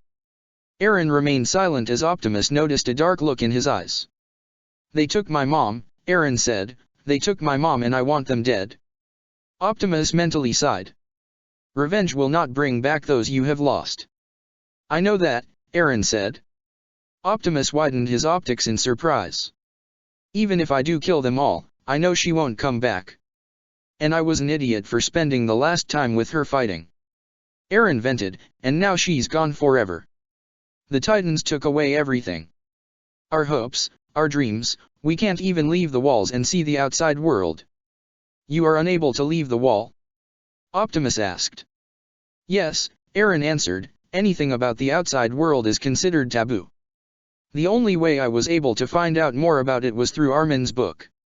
Salt water that takes up most of the world, flaming waters, frozen earth, anyone who saw that would be the freest person ever. Optimus looked up to the sky. Armin is not wrong. The water takes up 3/4 of this planet. Flaming water, I am not so sure about, unless he is talking about lava. Frozen earth may be referring to the polar caps of this world. Aaron looked Optimus in shock. You know. Optimus looked at Aaron in confusion. You know about the outside world? Aaron demanded. Aaron yelped as his foot slipped and he fell off of Optimus' shoulder. Optimus quickly caught Aaron and looked at him with worry. Aaron, you need to be more careful, Optimus scolded. Tell me. Aaron demanded as he sat up, tell me about the outside world. Optimus was rather confused. At first he had one darkest looks he's ever seen, and now his eyes were full of interest and wonder. All right, Optimus said as he put Aaron on his shoulder, since your world is similar to one that I have seen, this is what your world should look like. Optimus used his optics to create a holographic map of Earth. That's what our world looks like? Aaron asked. Yes, Optimus answered, and judging by the races I have seen so far, the location of your walls should be around this area. Optimus zoomed in on the continent Europe and pinpointed on the area that should have been the country Germany. That's how much space we're taking? Aaron asked in surprise, it's so small, that's what the Titans took from us. I am sorry to say, but yes, Optimus answered. Wait, you said you knew nothing about us. How did you even know what our world even looked like in the first place? Aaron asked in confusion. This world is similar to another one that I have been to, Optimus explained, so I assume the form of this world is still the same. The other world that I have been to has humans, however, they do not live in fear of the Titans. You mean, there's another world where humanity is free? Aaron asked. Optimus noticed the look in Aaron's eyes and decided to change the topic. Would you like to know more about the animals or scenery? Don't they all look the same? Aaron asked in confusion. The planet has different climates and weather, meaning they'll have different kinds of animals to survive in that certain region, Optimus explained. Let's start with scenery, Aaron suggested. Optimus nodded his head before showing him a holographic form of the beach. It is called a beach, Optimus explained, it lies among the coastal regions of the continents of this world. I have also heard that it is most beautiful when the sun sets. How can it look better than what it is now? Aaron asked. Optimus showed Aaron what it would look like during the sunset, and Aaron widened his eyes. The sky was filled with so many colors at once, while the water glistened beautifully. It's amazing, Aaron smiled. Optimus smiled at Aaron's expression before changing the scene to a rainforest. The trees look different. Aaron observed. This is called a rainforest. The trees are designed for warm weather. The trees in the walls are mainly designed for winter weather, Optimus explained, and since it rains occasionally, the trees grow larger and expand. I didn't know trees could look like that, Aaron remarked. Optimus then showed Aaron the desert. What is that? Aaron asked in wonder, is that sand? Yes, Optimus answered, the sand can form in deserts, however, there are not that many resources there, and majority of the time there is no life. Aaron looked in confusion as he saw an animal slither across the sand. I thought you said dash. Majority of the time, Optimus said. Aaron smiled. There's so much. There's so much in the outside world, better than these cramped wall. Optimus showed Aaron the African savanna with wildebeests running around in their herd. Aaron looked in awe as he saw the strange animals all together. He then also noticed an animal with a long neck eating from a tree. What is that? Aaron asked. It is called a giraffe, Optimus answered, their spines are 8 times larger than that of a human. They're mainly designed to eat food from tall trees. They don't eat humans. Aaron asked. No, giraffes are herbivores, meaning they only eat plants, Optimus explained. Aaron looked closely at the scene and noticed something in the grass. There were small things following it as it made its way towards the beast. Aaron was about to ask what it was, but widened his eyes as he saw an animal that looked similar to a cat running towards the herd. The beasts began running away as the cat chased them. The cat managed to jump onto one of the beasts before biting its throat. The beast let out a cry of pain before collapsing on the ground, dead. Fast, Aaron stared in awe. It is called a lion, Optimus explained, it runs faster than your horse, they have claws to grip on their prey, and their teeth are designed to tear into flesh. These animals are built to kill. But why do they have to kill? Aaron asked. Aaron widened his eyes as he saw 2 baby lions running towards the adult lion. The adult lion licked to 2 cubs on the head before all 3 began eating their kill. Sometimes they have something to protect, Optimus answered. Optimus changed the scene into Arctic region. Aaron widened his eyes as he saw everything was frozen. Is that? Aaron began. The frozen earth that Armin referred to, Optimus said, it is quite dangerous place if you do not have proper clothing. Even I could not withstand the cold weather. Eh? You can die. Aaron asked in surprise. My race is not invincible, Optimus said, and even though our lifespan is longer than a human, we can still be killed. I strongly disagree with going into that region. Aaron began laughing. I can't believe you have dislikes. Not everyone favors everything, Optimus said before noticing the bags under Aaron's eyes. Aaron, I think it is time for you to rest, Optimus said. Huh? Aaron questioned before touching the bags under his eyes, I guess, but what about the outside world? I will tell you more about it, Optimus promised, all you must do is ask. Thank you, Aaron said. Optimus raised his servo as Aaron slowly climbed onto it. Optimus slowly put Aaron to the ground and Aaron slowly climbed off. Good night, Aaron, Optimus said. Aaron smiled before giving a small wave and walking back to the castle. Maybe he wasn't so bad after all. Aaron jumped as he heard a shifting noise and turned to see Optimus in his alt mode. Aaron sighed nervously. They were right, he really wasn't going to get used to that. Check the description for the links to the author.